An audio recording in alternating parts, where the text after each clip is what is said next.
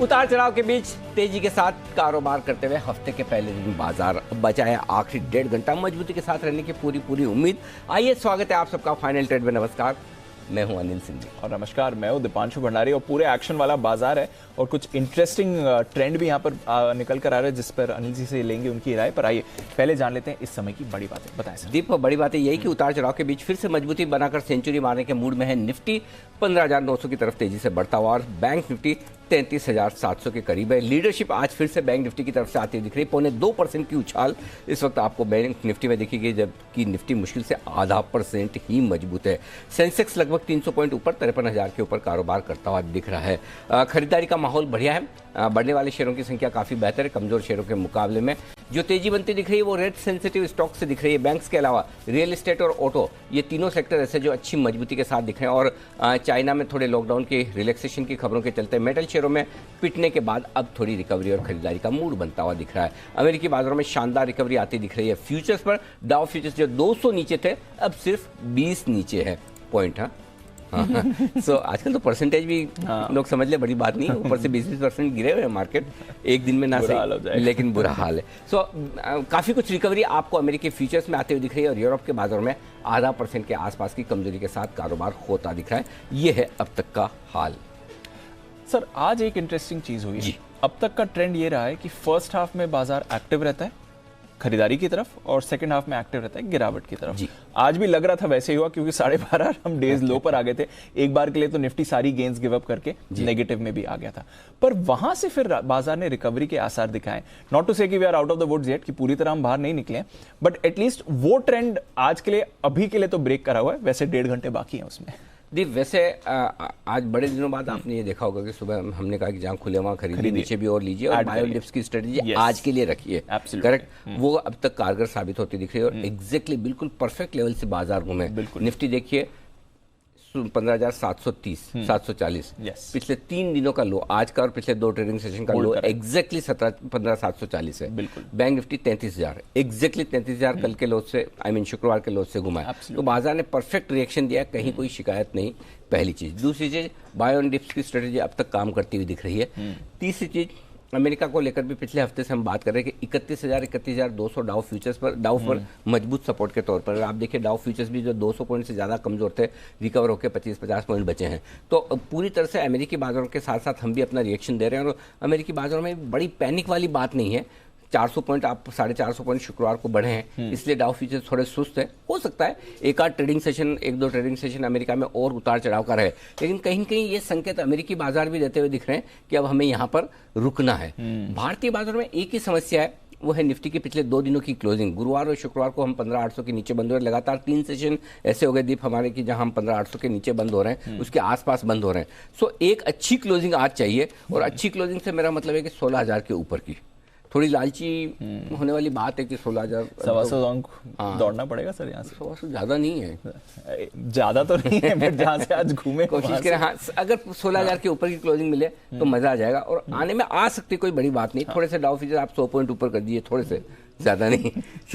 ऐसे रिकवर तो अच्छा, बट हाँ, कुल मिलाकर दीप एक चीज, सिंपल सी चीज है कि आज दोनों तरफ के ट्रेड हैं। अगर आप दोनों तरफ करना जानते हैं बहुत बढ़िया, नहीं तो बाय ऑन डिप्स की स्ट्रेटजी के साथ चले, अनलेस कि डाउ में कोई बड़ा एक्सीडेंट दिखे, जो कि मुझे दिखता नहीं है। सो उस लिहाज से हमारा फोकस बहुत क्लियर है। जितना 15,800 के आसपास नीचे आप खरीद पाएं जरूर खरीदिए। जितना बैंक निफ्टी पर आप 33,350 33,275 के आसपास खरीद पाएं खरीदिए, तो नीचे में लेना है। और हाँ, ऊपर में डेफिनेटली बड़े रेंज के आसपास थोड़ा प्रॉफिट बुक करें, हर्ज नहीं। एग्जैक्टली आप देखिए आज का हायर जोन जो दिया था 15,975 16,075 सप्लाई जोन, आज का हाई 15,977 का है। बैंक निफ्टी जरूर 33,900 दिया था, 33,800 से घूम गया थोड़ा सा नीचे से, लेकिन वो रेंज भी काफी बड़ी थी। 33,125 से 33,800 बड़ा होता है। तो कुल मिलाकर मार्केट बढ़िया है।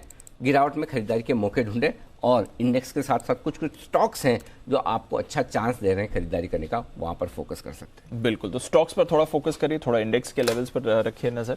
आइए स्टॉक्स पर चर्चा करने के लिए हमारे गेस्ट जुड़े हैं। उससे पहले एक बार बता देते हैं स्टॉक्स जो खबरों में आज एक्शन दिखा रहे हैं और साथ ही आने वाले दिनों के लिए कुछ ट्रिगर्स। कुशल और साथ ही अरमान हमारे साथ हैं तैयार। कुशल, गुड आफ्टरनून, बताएं कौन से हैं ट्रिगर्स? गुड आफ्टरनून दीप। आप देखिए भारत फोर्ज के तो नंबर्स आ चुके हैं, F&O स्पेस से अभी भी MCX के नंबर्स आने बाकी हैं, तो उस पर फोकस रहेगा। साथ ही इन्फोसिस की लेबर मिनिस्टर के साथ आज बैठक है, जो भी एम्प्लॉयज़ हैं इनके, उसकी नॉन कम्पीट अग्रीमेंट को लेकर यहाँ पर इस मसले पर चर्चा होती हुई दिखेगी। 17 मई कल निफ्टी से भारती एयरटेल और IOC के नंबर्स आएंगे। साथ ही F&O स्पेस से अबॉट इंडिया, डॉक्टर लाल पार लैब्स, PI इंडस्ट्रीज, DLF और साथ ही GMR इंफ्रा भी अपने नंबर्स घोषित करेगी। LIC ऑल इंपॉर्टेंट, इसकी लिस्टिंग है कल, और जो IPO प्राइस रखा गया था 902 से 949 रुपीज़ पर शेयर, सब्सक्रिप्शन ऑलमोस्ट 3 गुना यहाँ पर ये होता हुआ दिखा था। पारादीप फॉस्फेट्स, इसका IPO कल खुलता हुआ दिखेगा। ये इंटरेस्टिंग है, 1500 करोड़ रुपए का करीबन IPO है। IPO प्राइस बैंड 39 से 42 रखा गया है। IOC नतीजों के साथ साथ बोनस शेयर जारी करने पर भी बोर्ड बैठक करता हुआ दिखेगा। साथ ही बढ़ती जो कॉटन कीमतें हैं इंटरनेशनली भी, आप ये इसको लेकर कल यहाँ पर 1 बजे बैठक होने वाली है कपड़ा मंत्रालय की। साथ ही RBI के गवर्नर शक्तिकांत दास साहब जो पब्लिक सेक्टर बैंक्स के चीफ हैं उनके साथ बैठक करेंगे रिव्यू करने के लिए क्रेडिट फ्लो को, तो यहाँ पर फोकस रखना है। भारत के लिहाज से WPI इन्फ्लेशन के आंकड़े काफ़ी अहम रहेंगे। साथ ही US में आप देखिए इंडस्ट्रियल प्रोडक्शन और रिटेल सेल्स डेटा भी आते हुए नजर आएंगे अप्रैल महीने के। 18 मई बुधवार निफ्टी से ITC, F&O स्पेस से granules India, IGL, LIC housing, Manappuram finance, Lupin, Pidilite, AB fashion और इंटरग्लोब एविएशन भी अपने नंबर्स डिक्लेयर करेंगे। IPO के लिहाज से प्रूडेंट कॉर्पोरेट एडवाइजरी की शेयर अलॉटमेंट होगी और साथ ही इथॉस लिमिटेड का IPO भी खुलता हुआ दिखेगा। और ग्लोबल इवेंट के हिसाब से UK और यूरोप के जो अप्रैल महीने के CPI आंकड़े हैं उस पर भी हमारी नज़र बनी रहेगी। ओके, तो इम्पोर्टेंट डेटा आने वाला है भारत से और बाकी देशों की तरफ से भी। पर आज जो ऑलरेडी खबरें आ चुके हैं, कुछ नतीजे भी आ चुके हैं, जानते हैं इनके बारे में अरमान के साथ। अरमान, गुड आफ्टरनून, बताएं। सबसे पहले नतीजों में भारत फोर्ज के नतीजे अगर देखेंगे तो स्टैंड अलोन मुनाफा जो है वो 205 करोड़ से बढ़कर 262 करोड़ पर आता हुआ दिखा है। वहीं अगर आप स्टैंड अलोन आय अगर देखेंगे तो वो 1670 करोड़ पर आती हुई दिखी है, जो पिछली बार 1307 करोड़ थी। हालांकि जो हमारा अनुमान था वो 1580 करोड़ का था। हालांकि मार्जिन्स अगर देखेंगे, मार्जिन्स 27.4% से घटकर लगभग 25.7% पर आता हुए दिखे हैं। उसके साथ साथ कंपनी ने 5.5 का डिविडेंड का ऐलान भी किया है। टाटा पावर, जिसमें कंपनी को NHPC से 1731 करोड़ का एक ऑर्डर मिला है और ये order 300 megawatt solar power project के लिए कंपनी को ये ऑर्डर मिला है। सेल एजुकेट, जिसमें 19 मई को शेयर बायबैक पर कंपनी विचार करेगी। और कुछ MCLR की रेट्स बढ़ाई गई हैं, जिसमें कोटक बैंक है जिन्होंने 0.25% बढ़ाया है, और अगर फेडरल बैंक ने 0.2% की बढ़ोतरी की है। साथ ही में 2 ब्लॉक डील है मेरे पास, जिसमें अंबुजा सीमेंट है। अंबुजा सीमेंट में 12 लाख शेयर के कई सौदे हुए हैं। और अंत में NTPC, जिसमें लगभग 15 लाख शेयरों के कई सौदे किए गए हैं। ओके, तो ये है आपके लिए खबरों वाले शेयर जिन पर आज रहा है पूरे दिन पर एक्शन। बढ़ाते हैं आगे एक्शन को। कुणाल जी आज छुट्टी पर हैं क्लोजिंग वाले शो में, लेकिन बंसल जी उनकी भरपाई करने के लिए डबल काम करेंगे, ऐसा उन्होंने वादा किया है।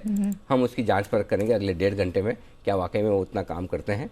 उसके अलावा सुमित जी तैयार हैं, सचिन जी तैयार हैं, किरण जी तैयार है, वागले साहब भी हमारे साथ जुड़ चुके हैं और आशु सर भी। स्वागत है आप सबका।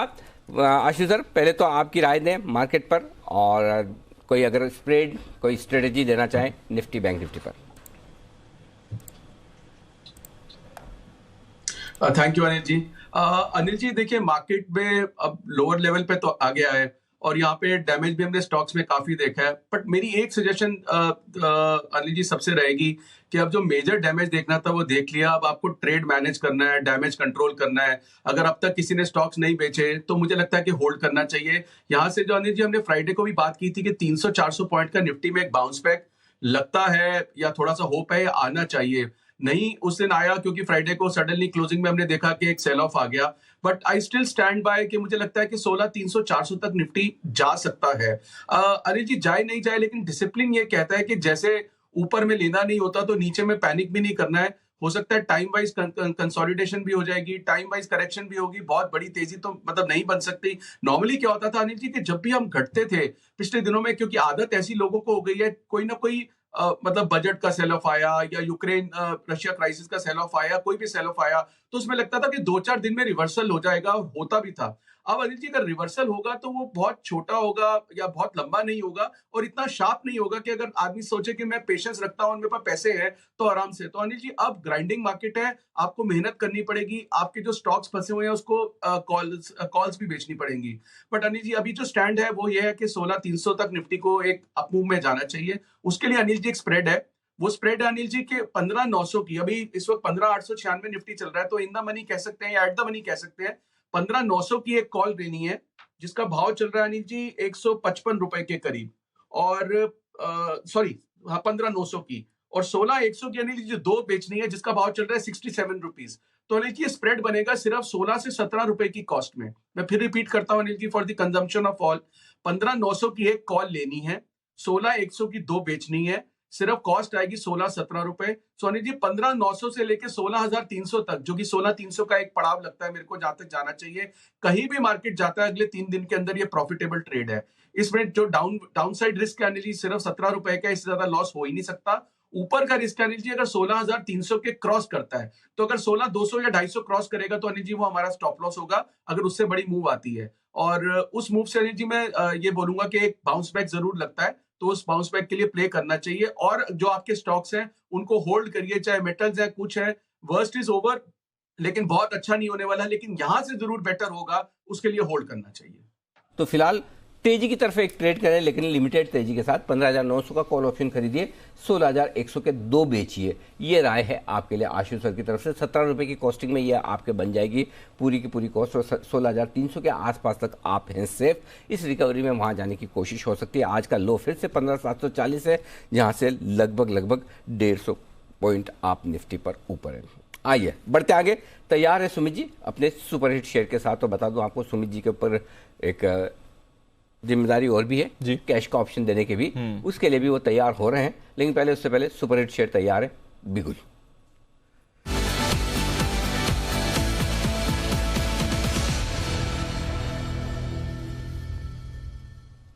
सुमित जी बताएं। गुड आफ्टरनून अनिल जी। अनिल जी, मार्केट्स के अंदर लोअर लेवल से एक स्मार्ट रिकवरी देखने को मिल रही है। अभी सेकंड हाफ में रिकवरी कंटिन्यू रहनी चाहिए और इस हफ्ते में एक अच्छा बाउंस ऊपर की तरफ देखने को मिलना चाहिए। इसके लिए बाय साइड का स्टॉक अभी रडार पे आया है। स्टॉक का अभी भाव चल रहा है 48 रुपीज 10 पैसा।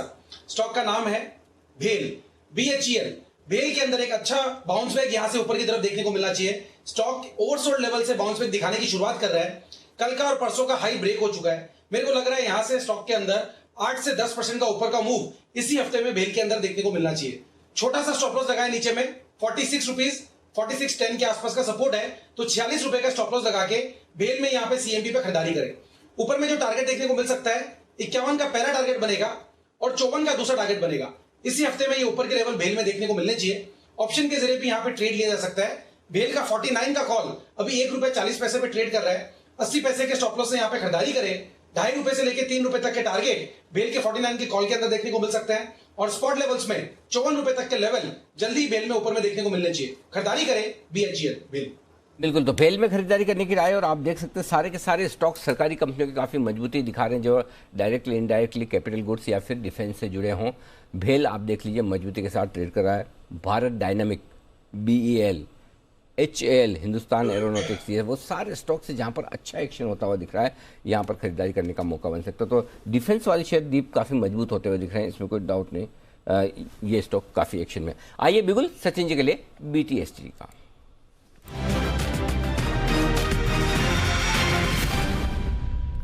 बताएं सर। जी गुड आफ्टरनून दीपांशु। अनिल जी, यहाँ पर इनहेरेंट स्ट्रेंथ अभी भी बरकरार है कोटक महिंद्रा बैंक में, एंड जिस तरीके से इस पे डेली चार्ट पे एक inverse head and shoulder formation है, इसकी नेकलाइन लगभग 1845 के आसपास प्लेस्ड है। तो मुझे लग रहा है यहाँ पर अभी भी तेजी बरकरार रहनी चाहिए through out the day. Intraday के लिहाज से टारगेट होगा अराउंड 1845 का। स्टॉप लॉस आपको लगाना है अराउंड 1788 पे एंड खरीदारी करनी है कोटक महिंद्रा बैंक के फ्यूचर्स में। तो कोटक बैंक के फ्यूचर्स में करें खरीदारी, ये आपके लिए राय आ रही है सचिन जी की तरफ से। यहाँ पर भी आपको एक्शन बढ़िया बनते हुए दिख रहा है। अपोलो हॉस्पिटल्स, यहाँ पर भी अच्छा एक्शन बना है और सुबह से ही स्टॉक बजिंग है, डेज हाई के आसपास ट्रेड कर रहा है। वागले साहब गुड आफ्टरनून, जरा अपोलो के चार्ट्स देखें सर, यहाँ पर कोई ट्रेड दिखता है?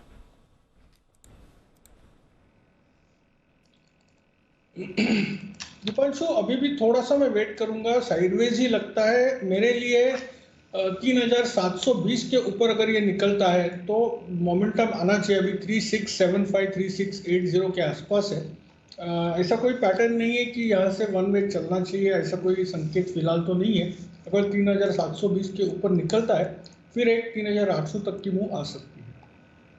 ये है आपके लिए अपोलो हॉस्पिटल्स जहां पर मूव आ रही है। अनिल जी, चुनिंदा स्टॉक्स हैं जो इंटरेस्टिंग एक्शन दिखा रहे हैं और थोड़े ब्रॉडर मार्केट के स्टॉक्स का पार्टिसिपेशन बढ़ रहा है इस समय सर, तो वहां से आपको एक्शन और अच्छा आते हुए दिख रहा है। और नजर रखिए यहाँ पर मूव आ रही है फेडरल बैंक, बैंक्स की बात निकली तो एक बार जरा फेडरल बैंक का भी चार्ट देख लीजिए। थोड़ी देर पहले एक अच्छा स्पाइक आया था, गेन्स होल्ड कर रहा है। किरण जी जरा फेडरल बैंक देखें सर, 85-86 के लेवल्स पर आ रहा है इस समय, इस पर भी मूव दिख रही है जी। Very good afternoon Anil ji, very good afternoon. Federal Bank बिल्कुल 84, 82 ये बहुत अच्छा सपोर्ट जोन है 80 तक। तो मेरा मानना है कि 84 to 80 एक जो एक्यूमुलेशन जोन रहेगा, 80 के नीचे स्टॉप लॉस रहेगा। और ये जो पुल बैक रैली हम एक्सपेक्ट कर रहे हैं उसको 92, 94 के लेवल्स देखने को मिल जाने चाहिए। तो अगर किसी के ये रिस्क एपिटाइट है कि नीचे आएगा तो और बाय करे और 80 के नीचे स्टॉप लॉस लगाए और पोजिशनली 92, 94 के टारगेट्स जो आएंगे इसके लिए वेट करे तो फिर ये पोजीशन लेनी चाहिए। नहीं तो मेरा मानना है कि अभी अवॉइड लिस्ट में रहना चाहिए स्टॉक। चलिए, तो अवॉइड लिस्ट में इस समय फेडरल बैंक, बट बैंक्स पर रखिए नजर, लीडरशिप क्लियरली आ रही है और 550 पॉइंट्स का मूव आपको बैंक निफ्टी पर आते हुए दिख रहा है। आइए एक बिगुल चार्ट कॉर्नर का बंसल जी ही दे रहे हैं कॉल।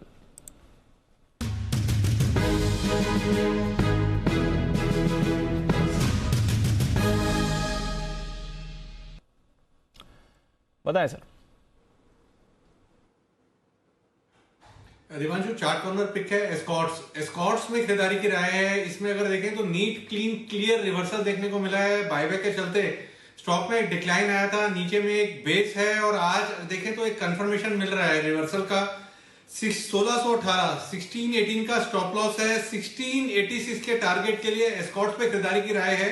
और एक बार 1658 के लेवल्स आ जाएं, 1658 के लेवल्स फ्यूचर्स में देखने को मिल जाए, तब स्टॉप लॉस को ट्रेल करके अपनी खरीद की दाम का लेके आए। ओके, तो एस्कॉर्ट्स में खरीदारी करने की राय है। इस वक्त 1618 का स्टॉप लॉस लगाइए, 1640 के आसपास स्टॉक ट्रेड कर रहा है। टारगेट जो बनेंगे ऊपर में 1658 के आसपास के बनेंगे और 1658 के आसपास ये इसके ऊपर के भी टारगेट हैं कुछ? नहीं अनिल जी, टारगेट दिया है 1686 का टारगेट दिया है। 1658 तो जब आ जाए तो स्टॉप लॉस को ट्रिगल करके अपनी एंट्री के दाम का लेके आना है। ओके, तो ये आपके लिए राय है इस वक्त। एक स्टॉक जो थोड़ा कमज़ोर है आज, उस पर राय लेना चाहता हूँ। इनफैक्ट पूरी स्पेस ही कमज़ोर है, म्यूचुअल फंड कारोबार वाली। आशु जी जरा आप इस पर राय दीजिएगा।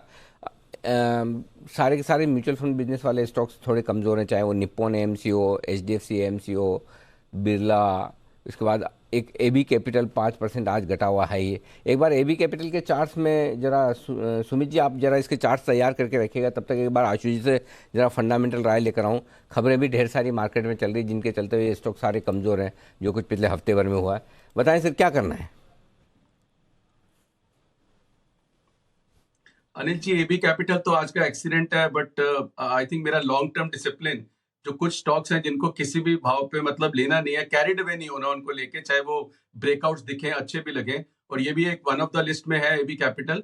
बट अनिल जी, अगर एएमसी स्टॉक्स की फंडामेंटल चीज भी देखें, पिछले दिनों में अगर आप देखो अनिल जी, मैं तो कोई एक रिपोर्ट देख रहा था जिसमें निप्पॉन वगैरह इनमें भी अगर आप 5 साल की रिटर्न उठा के देखें तो इन स्टॉक्स ने बहुत ज्यादा पैसे मतलब वर्सेस निफ्टी या एएमसी वालों ने दिए नहीं। जब चाहे हम जितना मर्जी एक्साइटेड होते रहे कि फ्लोज बहुत हैं, सिप्स बहुत हैं, ऑन द कॉन्ट्ररी मतलब मैं ये देख रहा हूँ कि पैसे फंड्स की तरफ लोग ज्यादा शिफ्ट हो रहे हैं, जिसमें चाहे वो ईटीएफ्स हो, चाहे वो बाकी एआईएफ से हो। तो मुझे लगता है कि अनिल जी ये जो मतलब अगर आप 5 साल का अनिल जी स्टडी भी करवा लीजिए कि जो एएमसी स्टॉक में इतना मार्केट बढ़ा, इतने डीमैट अकाउंट खुले, इतना जो फ्लोज बन रहे हैं कि 11,000 करोड़ का सिर्फ तो हमारा मंथली हो रहा है, उस हिसाब से क्या एएमसी स्टॉक्स ने हमारे को रिटर्न दिया? आई थिंक मैक्सिमम रिटर्न शायद 8 से 10% ये इसमें आई है एचडीएफसी बैंक एएमसी में। अदरवाइज निप्पॉन वगैरह जिसका इतना बोलबाला रहा है, over the period of 5 years देखिए तो कोई रिटर्न ही नहीं आई है। So I am not gung-ho on the stocks Anil ji. मतलब मैं तो अभी भी बोलता हूँ कि direct investing route is better. Plus you are right, जिस तरह की खबरें चल रही हैं, जो एक्सिस के बाद मतलब बाकी रूमर्स उठ रहे हैं, उसके चलते अनिल जी थोड़ा सा डेंट हुआ है। But I think that is to do more with the current sentiment. तो मैं सेंटिमेंट में 3-4-5 दिन के लिए नहीं जाऊंगा। मैं तो ये बोलूंगा कि अगर आप 5 साल के पिछले 3 या 5 साल के अनिल जी रिटर्न उठा के देखिए, ये एएमसी स्टॉक्स में कोई बहुत अच्छी रिटर्न नहीं आई है। अच्छा, एक चीज और आशु जी, ये तो चलो एक इन्वेस्टमेंट वाली बात हुई, लेकिन एक डर और भी है, ये जो म्यूचुअल फंड से सारे जो सुनने में आ रहे हैं उसको लेकर, क्या कोई सेलिंग प्रेशर, रिडम्पशन प्रेशर इस तरह का आने की संभावना, आशंका बन सकती है कि अभी तक तो क्या है एफआईज बेच रहे हैं, लोकल फंड सपोर्ट कर रहे हैं, लेकिन अगर इन्वेस्टर का कॉन्फिडेंस हिलता है, कहीं बिकवाली आती है, लोग रिडीम करते हैं, पैसा डालना बंद करते हैं, तो क्या वो एक झटका लग सकता है? अनिल जी देखिए, रिटेल का माइंडसेट आप जितना मर्जी कहें आप कि बहुत स्ट्रांग है, सब कुछ है, लेकिन अनिल जी रिटेल का जो माइंडसेट है ना, वो जितना स्ट्रांग है, जितना कन्विक्शन रखता है, उतनी जल्दी वो डोल भी जाता है। अनिल जी वो थ्री इडियट्स का डायलॉग याद है कि ऑल इज वेल, कि वो बाहर चौकीदार को दिखाई नहीं देता था, लेकिन वो डंडा बजता था तो लगता है कि all is well.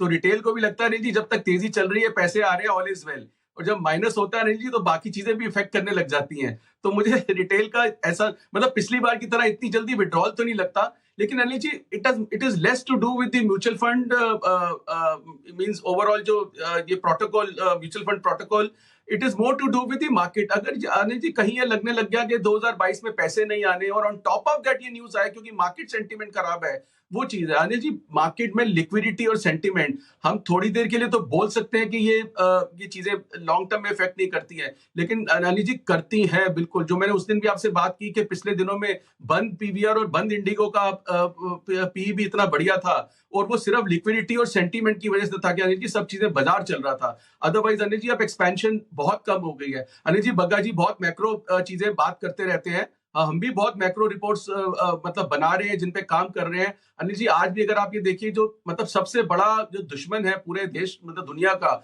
Anil ji inflation Ukraine war से है। और अनिल जी आप यूरोप और यूएस की अगर आर्बिट्राज देखें अनिल जी, जर्मनी और बाकी यूरोपियन कंट्रीज में अभी भी जो इंटरेस्ट रेट है -0.25 से +0.25 है, और उसमें वहां यील्ड चली गई है 3%। तो अनिल जी यूरोप का पैसा निकल के यूएस में जाएगा, डॉलर स्ट्रांग होगा तो which is negative for the markets. तो अनिल जी ये सारी की सारी साइकिल है। इस साइकिल में जब तक कोई बीच का जो स्पोक टूटता नहीं है, which could start from Ukraine war, तब अनिल जी कोई बड़ी तेजी बेजी की बातें तो करनी ही नहीं चाहिए अनिल जी। हाँ ये टूट गया जिसकी वजह से इन्फ्लेशन नीचे आ जाएगी, तो अनिल जी हम भी इन मैक्रो रिपोर्ट्स पे बहुत काम कर रहे हैं।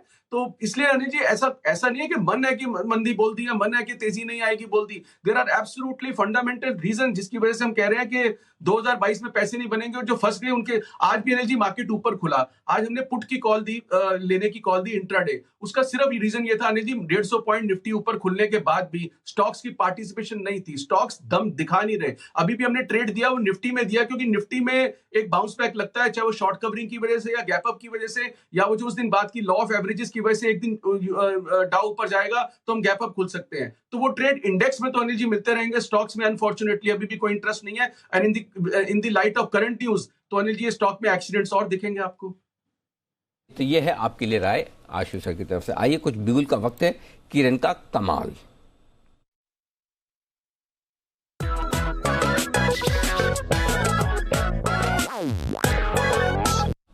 बताएं sir. Anil ji Bajaj finance by करने की सलाह है। काफी गिरावट हमने देखी है, 7,600 से लेके 5,500 तक आया। अभी एक मैं पुल बैक रैली एक्सपेक्ट करता हूं जो कि लगभग 6,000 के आसपास तक चली जानी चाहिए 1 से 2 दिनों में। तो मैं कॉल ऑप्शन के जरिए मैं ये ट्रेड लेना चाहूंगा। 5700 का कॉल ऑप्शन अभी लगभग 145, 147, 150 के आसपास ट्रेड कर रहा है। 115 का मेरा स्टॉप लॉस रहेगा, टारगेट रहेगा 250 से लेके 300। इसके लिए 3 से 4 दिन देने पड़ेंगे, पर मेरा मानना है कि जिस तरीके से हमने ये क्रैक देखा है उसके एक पुल बैक रैली तो बनती है। कम से कम 6,000 पे हम रिव्यू लेंगे। अगर 6,000 के ऊपर टिकता है तो मेरा मानना है कि इस सीरीज में हमें वापस एक बार 6200, 6300 के लेवल्स भी देखने को मिल सकते हैं। ओके, तो बजाज फाइनेंस का कॉल ऑप्शन खरीदारी करने की राय सुमित जी की तरफ से, माफ कीजिएगा किरण जी की तरफ से आती दिख रही। सुमित जी की तरफ से तो आने की तैयारी में है और वो है कैश का ऑप्शन, लेकिन उससे पहले तैयार है कुशल। एक्शन में है मारुति, और क्यों है एक्शन में बताएंगे हमें कुशल। कुशल क्या हो गया मारुति में, बड़े बड़े एक्सपेंशन प्लान? बिल्कुल सर, और काफ़ी बड़ा एक्सपेंशन प्लान है। इनफैक्ट काफ़ी सालों के बाद आप देखिए अभी मारुति सुजुकी की जो कैपेसिटी है, कैपेसिटी वाइज देखेंगे तो लगभग सालाना आधार पर 22 लाख यूनिट्स प्रति वर्ष कंपनी बनाती है। और अब कंपनी का बड़ा प्लान आ रहा है जहां पर इन्होंने हरियाणा में सोनीपत में 800 एकड़ ज़मीन जो है एक्वायर कर ली है। और इससे आगे चलकर प्लांट्स की जो क्षमता है गोइंग फॉरवर्ड इन फ्यूचर आप देखिए लगभग 10 लाख प्रति वर्ष और जोड़ने की इनकी योजना है। इनफैक्ट फर्स्ट फेज में ये 2.5 लाख यूनिट्स प्रति वर्ष शुरू करेंगे और 2025 से ये प्लांट्स कमीशन हो सकते हैं। इनफैक्ट आप देखिए यहाँ पर जो फर्स्ट फेज़ है उसमें 11,000 करोड़ रुपए खर्च करने की योजना है कंपनी की, जिसके तहत ज़मीन पर खर्च, साथ ही जो अलग अलग इनिशियल प्रोडक्शन लाइन्स हैं उसको सेटअप करने में जो कॉस्ट लगेगी वहाँ पर कंपनी फोकस करेगी, और आगे के लिए जो अन्य सपोर्ट स्ट्रक्चर, सपोर्ट इंफ्रा है वो भी कंपनी के इस खाते में जोड़ा जाएगा। साथ ही आप देखिए यहाँ पर जिस तरह से ये जगह ली गई है, यहाँ पर और भी फोकस और भी कैपेसिटी एक्सपेंशन करने की कंपनी की प्लानिंग है, और जैसे जैसे आगे डिमांड बढ़ती जाएगी कंपनी के पास एक बड़ा कैपेक्स प्लान ये लोग जो अभी इन्होंने अनाउंस किया है वो आगे चलकर हो सकता है कि इनको अच्छी ऑपरेटिंग लेवरेज दे पाए। ओके, तो ये है मारुति पर बड़े एक्सपेंशन प्लान आते हुए दिख रहे हैं। इस वक्त देखते हैं इन एक्सपेंशन प्लान के बाद किस तरह का एक्शन मारुति में बनता है। आज के सेशन में ₹200 की मजबूती के साथ ट्रेड करता हुआ स्टॉक। थोड़ी देर में जुड़ने वाले हैं आपके साथ सेठी साहब, देंगे आपको कुछ बेहतरीन पिक्स। उससे पहले कैश का ऑप्शन लेकर तैयार है सुमित जी।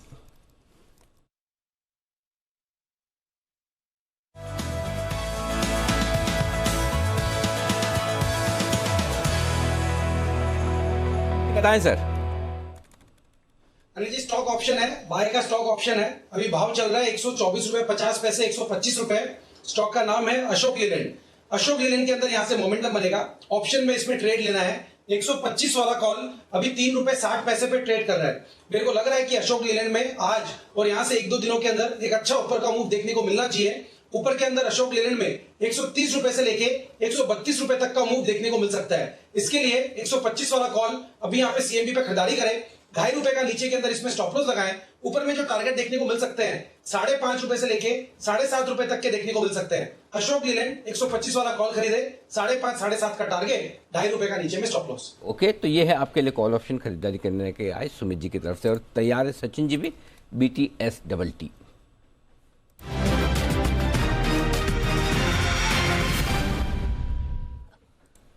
बताएं सर।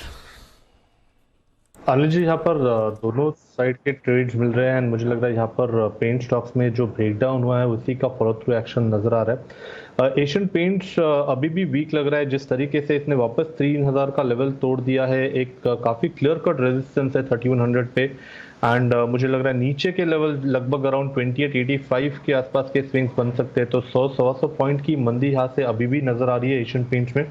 स्टॉप लॉस आपको लगाना है फ्रेश साइड पे लगभग अराउंड 3076 पे।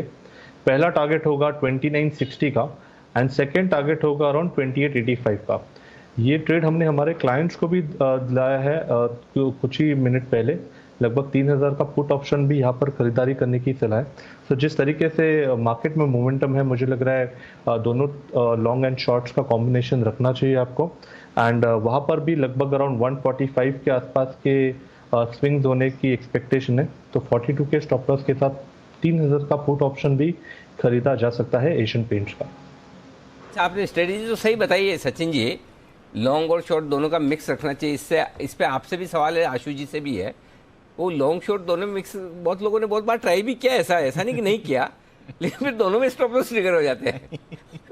आशु जी, उसका कोई सॉल्यूशन? अनिल जी देखिए, ये बात से ठीक है, बिल्कुल हो जाते हैं कई बार, लेकिन अनिल जी मतलब चलता है, क्योंकि अनिल जी देखिए कभी ना कभी ऐसी मार्केट में ना फायदा जरूर होता है। अब जैसे फॉर एग्जांपल अभी लॉन्ग शॉट रखना है तो कोई मेटल शॉट रख के बाकी चीजें ले सकता है, but Anil ji clear cut view market में रहना चाहिए। लॉन्ग शॉट वाला व्यू अक्सर ना कंफ्यूजिंग भी हो जाता है। वो आदमी समझता है कि इसको संभालूं पहले या उसको संभालूं, बट कभी कभी अनिल जी पेयर ट्रेड अच्छे है, उसके अंदर भी काम करता है। अनिल जी देखिए, कोई भी सेक्रेट मॉडल नहीं है इस मार्केट के अंदर कि ये सेक्रेट मॉडल है, इसी से काम चलता है। बट जो जिसको क्लिक कर जाए या जो उसको, बट एक चीज जरूर है अनिल जी मार्केट में, मतलब ओवरनाइट कुछ ना कुछ चीजें शॉर्ट तो जरूर रहनी चाहिए अनिल जी। वो कंफर्ट ही अलग होता है, नींद बहुत अच्छी आती है। ये सही है। जी सचिन जी बताइए। इनफैक्ट अनिल जी उसी पॉइंट पे ऐड करना चाहूंगा। लगभग 2 हफ्ते से तो हम क्लियर कट एक शॉर्ट आइडिएशन से ही चल रहे थे, बट जिस तरीके से 2 दिन से मार्केट थोड़ा सा ठहराव दिखा रहा है, एक प्रोबेबल बाउंस बैक नजर आ रहा है, बट मुझे लग रहा है कंफर्मेशन की काफी जरूरत है। तो यहाँ पर शॉर्ट्स उन्हीं आइडियाज पे करना है जहां पर एक clear cut major trend bearish है। मुझे लग रहा है क्रूड के वजह से जिस तरीके से मूवमेंट्स हो रही है फिलहाल, तो एशियन पेंट्स या कोई भी पेंट स्टॉक्स आपके जरूर रेडार में होना ही चाहिए। And I think random long short combinations तो जरूर अवॉइड करने हैं, but specifically theme based positions आप जितना लोगे तो प्रोबेबिलिटी ऑफ विनिंग ज़्यादा बेटर हो जाती है rather than चेजिंग मोमेंटम। तो मुझे लग रहा है यहाँ पर इनहेरेंट वीकनेस कहीं पर नजर आ रही है सारे पेंट स्टॉक्स में, इसीलिए मैंने एशियन पेंट्स को वापस चुना है। ओके, तो ये आपके लिए राय है। इस बीच आप लॉन्ग शॉर्ट स्ट्रेटेजी पर कुछ विशेष टिप्पणी बंसल जी की भी आ रही है। बंसल जी तो ज़्यादातर इस स्ट्रेटेजी से रोज उनका दिन में कई बार पाला पड़ता है। कुणाल जी बोलते लॉन्ग, बंसल जी बोलते शॉर्ट। अच्छा, वो तो अलग अलग स्टॉक में भी, एक ही स्टॉक में भी होता है कई बार। फिर कैसे डिसीजन होता है, फिर किसकी बात मानी जाती है, कैसे कॉल आती है? जी बंसल जी बताइए। देखिए अनिल जी, बड़ा सिंपल है। जब भी लॉन्ग शॉर्ट में ट्रैप हो जाओ, दोनों साइड के स्टॉप लॉस ट्रिगर हो रहे हैं, तो अनिल जी बचने का सिंपल तरीका है, जैसे अभी आशु जी ने भी करा कि टाटा मोटर 500 के ऊपर ब्रेकआउट हुआ, किसी को नहीं दिखता, नीचे के ब्रेकडाउन दिखते हैं। हाँ। तो अनिल जी ऐसी बातें करनी चाहिए, तो आपकी चीजों को सब भूल जाता है अनिल जी, आपका कहां पर क्या क्या हुआ सब भूल जाता है अनिल जी। किरण जी से पूछिए अनिल जी। किरण जी से पूछना है। किरण जी नहीं अनिल जी, कुणाल जी नहीं है, नहीं तो मैं ओवर टू कुणाल जी बोलता था। ऐसा नहीं है तो क्या अभी वाले शो में नहीं, कल तो आएंगे। ठीक है, बात करेंगे। तब तक आइए मुलाकात करते हैं सेठी साहब से 2:30 बजे के वक्त।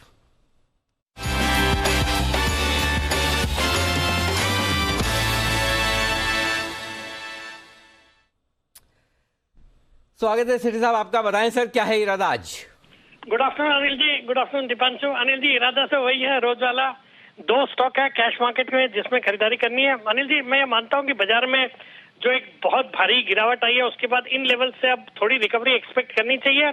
और कैश मार्केट में कई सारे ऐसे स्टॉक्स हैं जिनके फंडामेंटल्स में कोई बहुत बदलाव नहीं हुआ और कई तो अच्छे हुए फंडामेंटल्स, और उसके बावजूद बाजार के क्रैश में वो स्टॉक्स 30-40% टूट गए अपने ऊपरी लेवल से, बहुत अच्छे वैल्यूएशन पे आ गए हैं। थोड़े दिन का पेन हो सकता है, बट मुझे लगता है सही समय है इन स्टॉक्स को खरीदारी करने का। चलिए बताएं सर, पहला स्टॉक आज के लिए। अनिल जी, जो आज का पहला स्टॉक है, स्टॉक का नाम है सिगाची इंडस्ट्रीज, जो कि अभी 273 के लेवल पे ट्रेड करता है। अनिल जी, इसके ईयरली हाईज है 634 के, और आईपीओ आया था पिछले साल नवंबर में 163 के भाव पे आईपीओ आया था। आईपीओ को जबरदस्त रेस्पॉन्स मिला था, 102 टाइम सब्सक्राइब हुआ था। अब ये कंपनी करती क्या, कंपनी बनाती है एक एमसीसी करके प्रोडक्ट होता है, माइक्रो क्रिस्टलाइन सेल्यूलोज। ये जो प्रोडक्ट है ये pharma industry, food and beverages और कॉस्मेटिक्स, इन सब इंडस्ट्रीज को कैटर करने में काम आता है। जहां पे हम देख रहे हैं कोई इन्फ्लेशन का, किसी चीज का कोई असर नहीं है फार्मा में, फूड बेवरेजेस में, कॉस्मेटिक्स में। तो मुझे लगता है इस तरह की कंपनियां अच्छा करनी चाहिए। ग्लोबली टॉप 10 मैन्युफैक्चरर्स है इस प्रोडक्ट की, globally among the top 10 manufacturers. फिर आईपीओ के प्रोसीड से कंपनी ने नया कैपेक्स किया, जिसका फायदा आने वाले क्वार्टर्स में देखने को मिलेगा। और ओवर द वीकेंड इसके नतीजे आए थे। 6 करोड़ का जो पैट था पिछले साल इस क्वार्टर में, वो बढ़ के 10 करोड़ का पैट आया है। कंपनी के एबिटा मार्जिन से around 21%, return on equity 32%, debt equity ratio 0.22। 30 साल से कंपनी कार्यरत है और कंपनी का मेजर रेवेन्यू एक्सपोर्ट से आता है।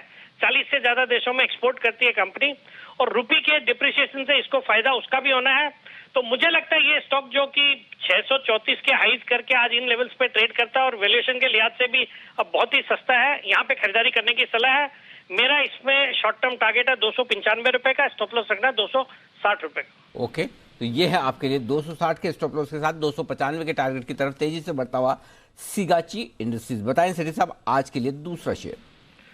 अनिल जी, दूसरा स्टॉक भी इसी तरह का स्टॉक है, मतलब जो फंडामेंटली बहुत ही अच्छी कंपनी है और ये तो सेक्टर भी चला हुआ है। स्टॉक का नाम है टेक्नो इलेक्ट्रिक, जो कि अभी 273 के लेवल पे ट्रेड करता है। ये कंपनी पावर इंफ्रास्ट्रक्चर स्पेस वाली कंपनी है, जो कि ईपीसी कॉन्ट्रैक्ट्स, ओएनएम कॉन्ट्रैक्ट्स, फिर स्मार्ट मीटरिंग सॉल्यूशंस प्रोवाइड करती है।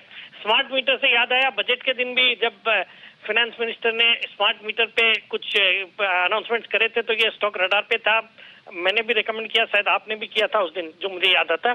बाकी अनिल जी, ये कंपनी फ्लू गैस डीसल्फराइजेशन, ये फ्लू है, फ्यूल गैस नहीं है, फ्लू गैस डीसल्फराइजेशन के टर्नकी सॉल्यूशंस प्रोवाइड करती है पावर प्लांट्स को, जिससे उनके जो पावर जनरेशन की कैपेसिटी, पावर जनरेशन ज्यादा होता है एडिशनल पावर जनरेशन के लिए, तो वहां पे टर्नकी सॉल्यूशंस, वहां पे अच्छे ऑर्डर्स मिल रहे हैं। फिर रिन्यूएबल एनर्जी खुद के पास है, अराउंड 130 मेगावाट का विंड पावर कैपेसिटी है। बहुत ही जबरदस्त 2500 करोड़ की ऑर्डर बुक है, एक अच्छी क्लाइंट लिस्ट है, IOC, Tata chemical, Reliance infra और कई सारे international power companies. FIIs DIs भी इसमें 32.1% स्टेक ओन करते हैं, जिसमें कोटक, एसबीआई और कई सारे फ्रैंकलिन है, एचडीएफसी लाइफ है, और बाकी फंडामेंटल्स सब अच्छे हैं। प्रोमोटर्स की अच्छी खासी 60% हिस्सेदारी है। मुझे लगता है इस स्टॉक को भी ये जो गिरावट के बाद इन लेवल्स पे खरीदना चाहिए। शॉर्ट टर्म टारगेट है इसमें 300 रुपए का, 262 का स्टॉप लॉस। ओके, तो ये है टेक्नो इलेक्ट्रिक 262 के स्टॉप लॉस के साथ खरीदें, 300 रुपए तक के टारगेट के। अच्छा, आपने कहा सेठी साहब कि स्मार्ट मीटर से मुझे याद आया, आपने टेक्नो इलेक्ट्रिक ये कंपनी याद आती है। ये बताइए, एक जनरल नॉलेज जीके का क्वेश्चन है जो हाँ, स्मार्ट आदमी के नाम से कौन याद आता है आपको? स्मार्ट आदमी के नाम से? हाँ अनिल जी कुछ गलत मतलब निकाल लेंगे, आपका नाम आता है अनिल जी। अरे खुद का आना चाहिए। देखो यहाँ पे खुद की बड़ाई खुद को करनी पड़ती है, कोई दूसरा करता नहीं है। ये तो आशु सर को पूछ लो। क्यों आशु सर? अनिल जी बिल्कुल सही कह रहे हो आप। बिल्कुल। चलिए देखिए, वैसे तो हमारे पैनल पे इतने स्मार्ट लोग हैं सारे के सारे, बंसल जी से लेके आसपास बहुत मिल जाएंगे। चलिए बहुत ही बढ़िया। तो स्मार्ट स्टॉक पसंद आया है टेक्नो इलेक्ट्रिक हमारे सेठी साहब को। धन्यवाद सर, ये 2 बेहतरीन पिक्स देने के लिए, मजबूत पिक्स। और हाँ, आपको सुबह भी हम याद कर रहे थे सेठी साहब को जेके पेपर के लिए। जेके पेपर और शेषाशाही दोनों ही पेपर स्टॉक सेठी साहब के कमाल करते हुए दिख रहे हैं। जबरदस्त एक्शन उन शेयरों में भी हुआ है, टारगेट हासिल। और अच्छा, बंसल जी की कुछ विशेष टिप्पणी आ रही है सेठी साहब के ऊपर। जी बंसल जी। देखिए सेठी जी के लिए अनिल जी जनरल सी चीज है कि देखिए 2 ही अनिल जी फंडामेंटल्स हैं। देखिए स्टॉक मार्केट में तो फंडामेंटल टेक्निकल सब फेल होते हैं, बट 2 फंडामेंटल्स हैं कूल लाइफ के। एक तो पहला फंडामेंटल ये है अनिल जी, आदमी वॉक करे जस्ट लाइक अ फीलिंग की ही इज द किंग, या फिर वॉक करे फीलिंग की मतलब he does not care who is the king. तो सिर्फ ये 2 फंडामेंटल्स हैं, इसको ही फॉलो करके चलना चाहिए अनिल जी। हाँ, ये बहुत जोरदार फंडा है। हिंदी में बता दूं, जो मतलब एकदम फॉरेन वाली इंग्लिश में जो हमारे बंसल जी ने बोला है, या तो आप राजा की तरह रहो या आप ऐसे रहो कि कौन राजा है, हमें क्या फर्क पड़ता है। यही है ना बंसल जी, इसका हिंदी अनुवाद सही है? बिल्कुल अनिल जी, देखिए अब इतना मैं एक्सपर्ट नहीं हूं, मैंने तो ये कल 2-3 लाइनें पढ़ी थी कहीं, तो क्या कहते हैं वही वैसे ही दोहरा दी अनिल जी। आप अनिल जी जैसे अभी सेठी जी ने बोला कि आप स्मार्ट हैं एकदम, तो आपने फटाफट अनिल जी उसका हिंदी अनुवाद भी कर दिया। आप भी स्मार्ट है, अपने आप को अंडर एस्टिमेट मत करिए। ये 3 लाइन जो याद करके आए हैं आप, और इतने टाइम पे नेशनल टीवी पे याद रख लिया था, लोग अटक जाते हैं, फंबल कर जाते हैं। आपने एक ही धारा प्रवाह बोला है बंसल जी, इसी से ये प्रूफ होता है, ये सबसे बड़ा प्रूफ है। आइए बढ़ते आगे 2:30 बजे की स्ट्रेटजी की तरफ। आइए देख लेते हैं एक बार किस तरह का एक्शन है और लेते हैं अनिल जी से उनकी स्ट्रेटजी।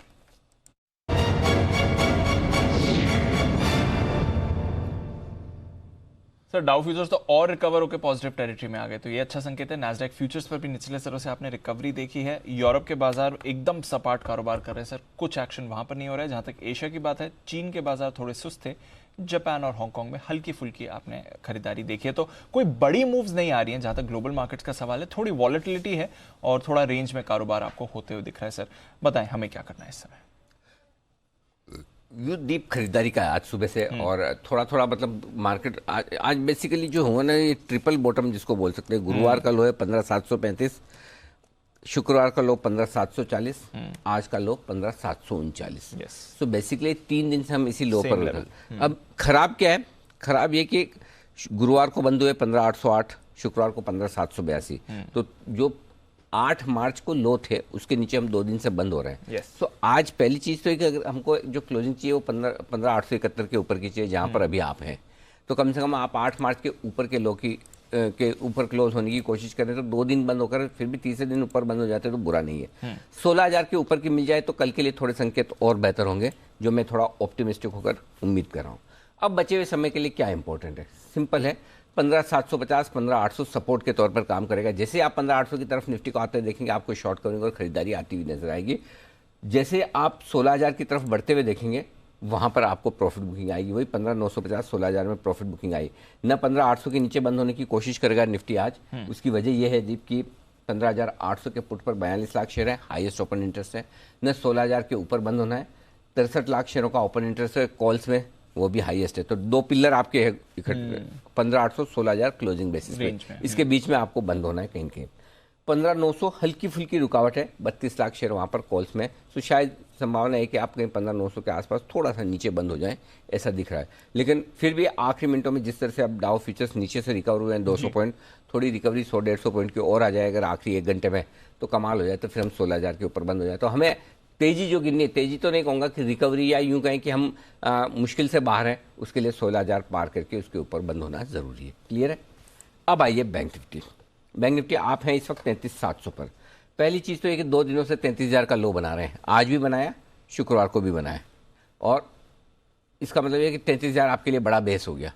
उससे पहले आज के लिए 33,500 के नीचे बंद होने की संभावना थोड़ी कम है, तो रिस्क यानी कि 200 पॉइंट से ज़्यादा की नहीं है।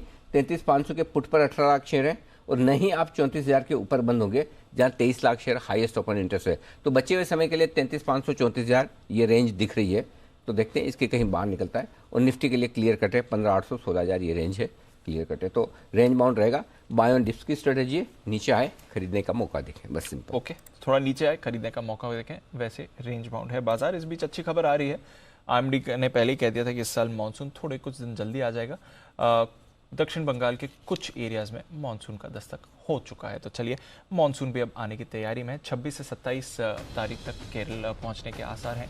अंडमान के आसपास हम देख रहे हैं ऑलरेडी कुछ स्टॉर्म्स बिल्डअप होते हुए देख रहे हैं, तो मानसून आने की तैयारी में है, और थोड़ा कुछ दिन जल्दी ही इस बार आपको आते हुए दिख रहा है। तो सेंटिमेंट के लिहाज से एक अच्छी खबर ही है जहाँ तक बाजार की बात है। इस साल भी नॉर्मल मानसून की एक्सपेक्टेशन है। आइए चार्ट कॉर्नर चलते हैं राकेश जी के पास।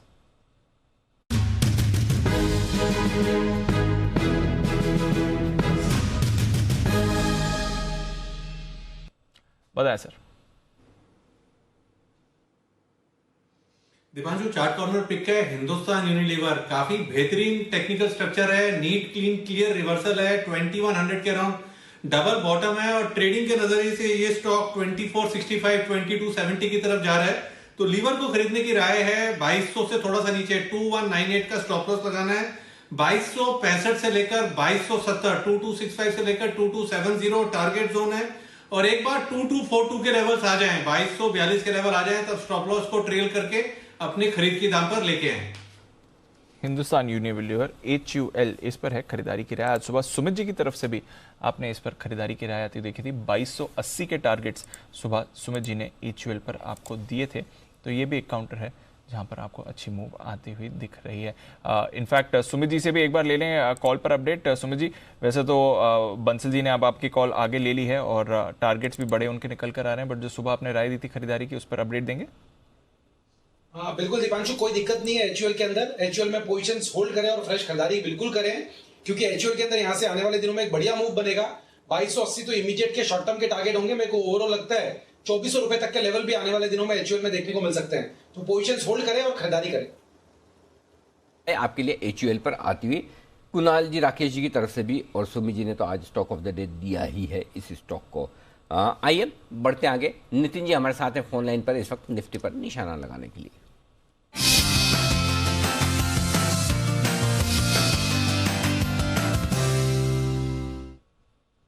बताएं नितिन जी, क्या है इरादा?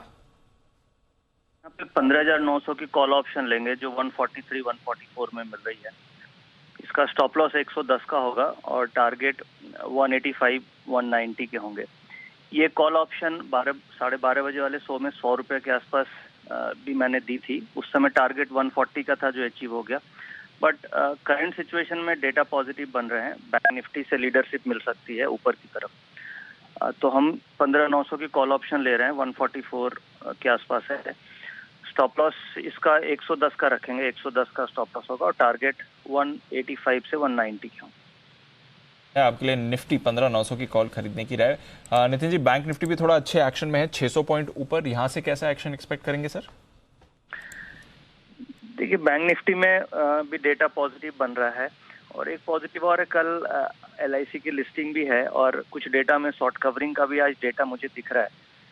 उसमें ये दिख रहा है कि बैंक निफ्टी में 8% ओपन इंटरेस्ट कम हुए हैं और निफ्टी में 2% ओपन इंटरेस्ट बढ़ा है। तो कुछ ऐसा लग रहा है कि शॉर्ट कवरिंग हो रही है, और जो निफ्टी के स्टॉक्स हैं उनमें भी शॉर्ट कवरिंग कुछ लॉन्ग एडिशन है, तो एक इमीडिएट बाउंस हमें मिल सकता है और उसको देखते हुए बैंक निफ्टी 34,100 की तरफ जा सकती है। तो यहाँ से ये व्यू बन रहा है कि हम बैंक निफ्टी में 34,100 की तरफ जा सकते हैं। ओके, तो 34,100 की तरफ बैंक निफ्टी आपको जाते हुए दिख रहा है। अच्छी मूव बैंक निफ्टी में आ सकती है और अच्छी मूव के लिए निफ्टी पर तैयार हो जाइए। 15,900 की कॉल खरीदें। शुक्रिया नितिन जी हमारे साथ जुड़ने के लिए और अपनी राय देने के लिए। LIC की तो कल लिस्टिंग है। LIC हाउसिंग फाइनेंस पर आपको एक अच्छी मूव आती हुई दिख रही है। इस चार्ट पर भी रखिए नजर। सत्य जी जरा चार्ट देखें। LIC हाउसिंग फाइनेंस का कोई व्यू 350 के करीब आते हुए दिख रहा है। दीपांशु, आई थिंक काफ़ी दिनों के बाद यहाँ पर थोड़ी सी एक ऑप्टिमिस्टिक मूव है एंड मुझे लग रहा है ये चेस करनी चाहिए ऑन द हायर साइड। अब मुझे लग रहा है 340 के नीचे तो नहीं स्लिप होना चाहिए यहाँ से काउंटर। इनफैक्ट 360 365 के आसपास जाने की ये पुल बैक एक्सटेंड होने की प्रोबेबिलिटी ज़्यादा लग रही है।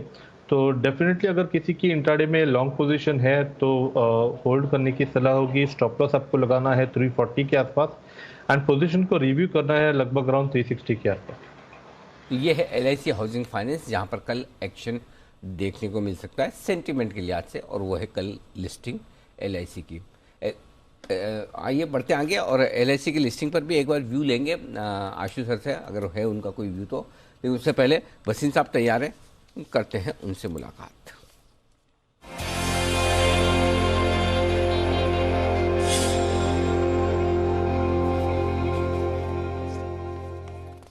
वसीम साहब स्वागत है। चलिए, आज उतार चढ़ाव के बीच मजबूती का माहौल दिख रहा है। लगता है कि बड़े दिनों बाद एक अच्छी ग्रीन क्लोजिंग देखने को मिलेगी।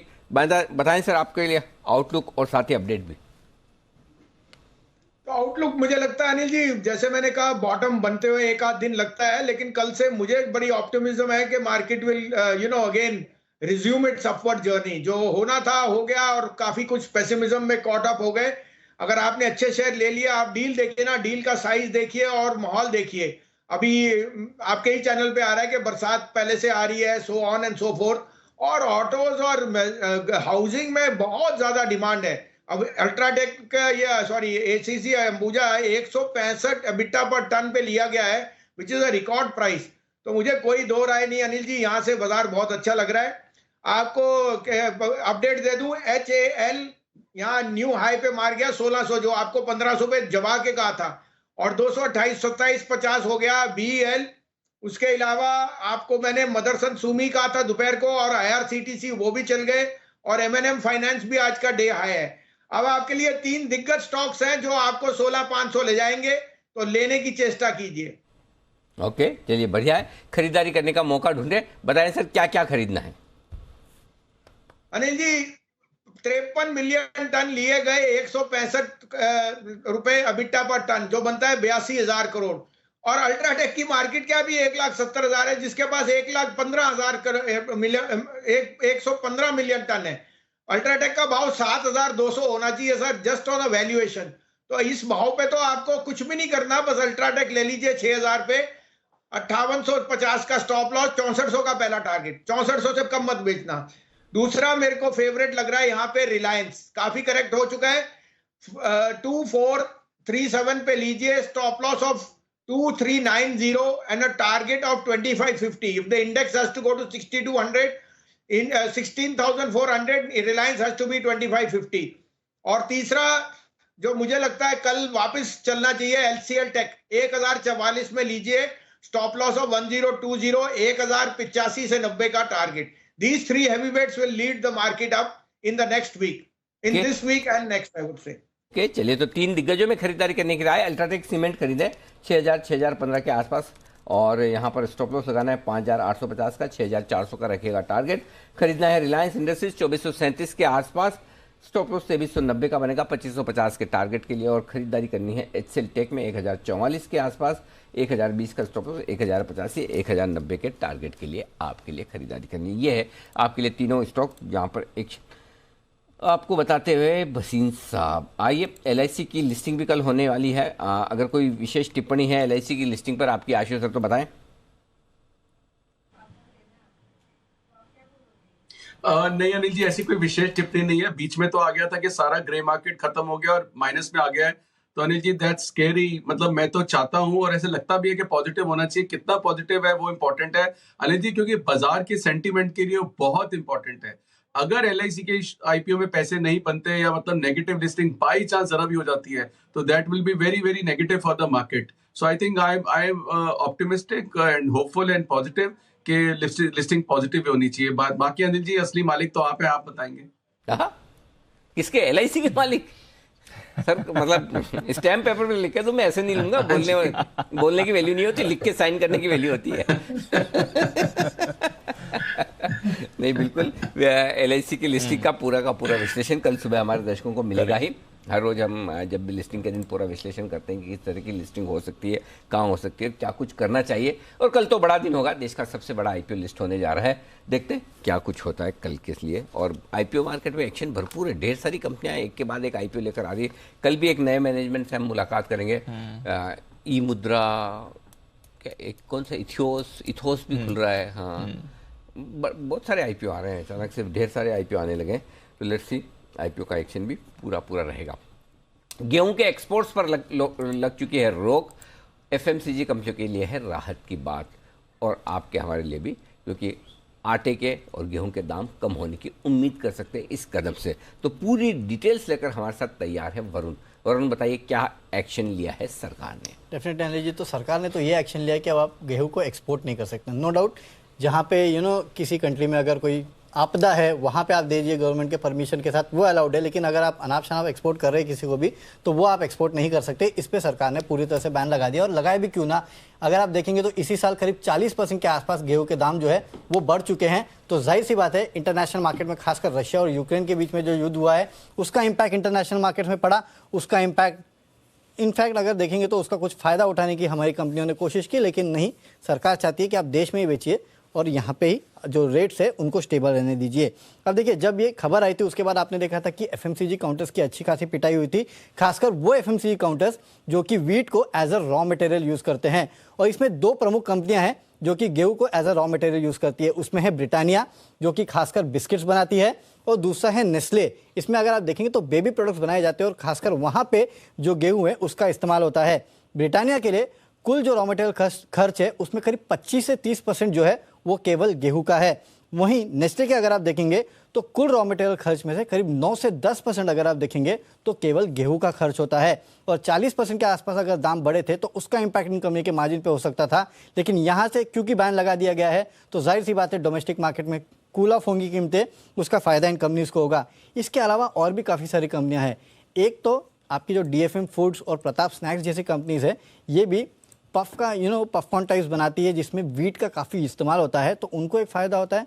और ITC को भी आपको भूलना नहीं चाहिए. हालांकि ITC के लिए काफ़ी हद तक न्यूट्रल है, क्योंकि ITC एक्सपोर्ट भी करता था गेहूँ, और इनके जो बिस्किट्स बनते हैं उनके लिए ऑलरेडी बैकवर्ड इंटीग्रेशन इनके पास है. इसके लिए खासकर ITC के लिए न्यूट्रल है. पॉजिटिव नहीं है, कोई बहुत बड़ा पॉजिटिव नहीं, क्योंकि अनिल जी इनका एग्री बिजनेस जो है उसमें ये गेहूं को एक्सपोर्ट करते थे. ITC के लिए कोई भी न्यूट्रल खबर भी पॉजिटिव मानी जाती है आजकल. एक तो अनिल जी इनके पास कारोबार इतने सारे हैं ना, आई मीन कि कहीं ना कहीं से वो न्यूट्रलाइज ही हो जाता है, पता नहीं. लेकिन हाँ, पॉजिटिव वैसे अगर पॉजिटिव है, क्योंकि ये भी बिस्किट बनाते हैं सनफिश, और सनफिश के लिए अगर आपके दाम कम होंगे. और कौन सा इनका टाइगर इन्हीं का नहीं, टाइगर ब्रिटानिया का है. सनफिश के इतने ब्रांड से प्योर मैजिक और ये और आशीर्वाद आटा है. गेहूं वो आटा बड़ा बेस्ट सेलिंग आटा है, बेस्ट सेलिंग आटा है आशीर्वाद. राइट, तो गेहूं के दाम से तो बड़ा. अच्छा, ये गेहूं बेचते भी है? एक्सपोर्ट करते थे, एक्सपोर्ट करते एग्री कारोबार, लेकिन बहुत छोटी क्वांटिटी, कोई बड़ा क्वांटिटी नहीं थी इसके लिए. मतलब गेहूं जो महंगे हो गए, उसको उसके भाव काबू में लाने की कोशिश. वो पहले वो नहीं था एक दोहा, राम नाम की लूट है, लूट सके तो लूट, है ना? उस पे एक गेहूं का भी बना हुआ था जो क्या, काल खाए सो आज खा, आज खाए सो अब. गेहूं महंगा हो गया फिर खाएगा कब? तो जिसको खाना है जल्दी जल्दी खा लो, वैसे ही हाल है. वो तो बढ़िया हो कि सरकार थोड़ा कंट्रोल में लाने की कोशिश करिए भाव. तो कम से कम जहां पर दिक्कतें हैं उन्हीं देशों को एक्सपोर्ट किया जाएगा.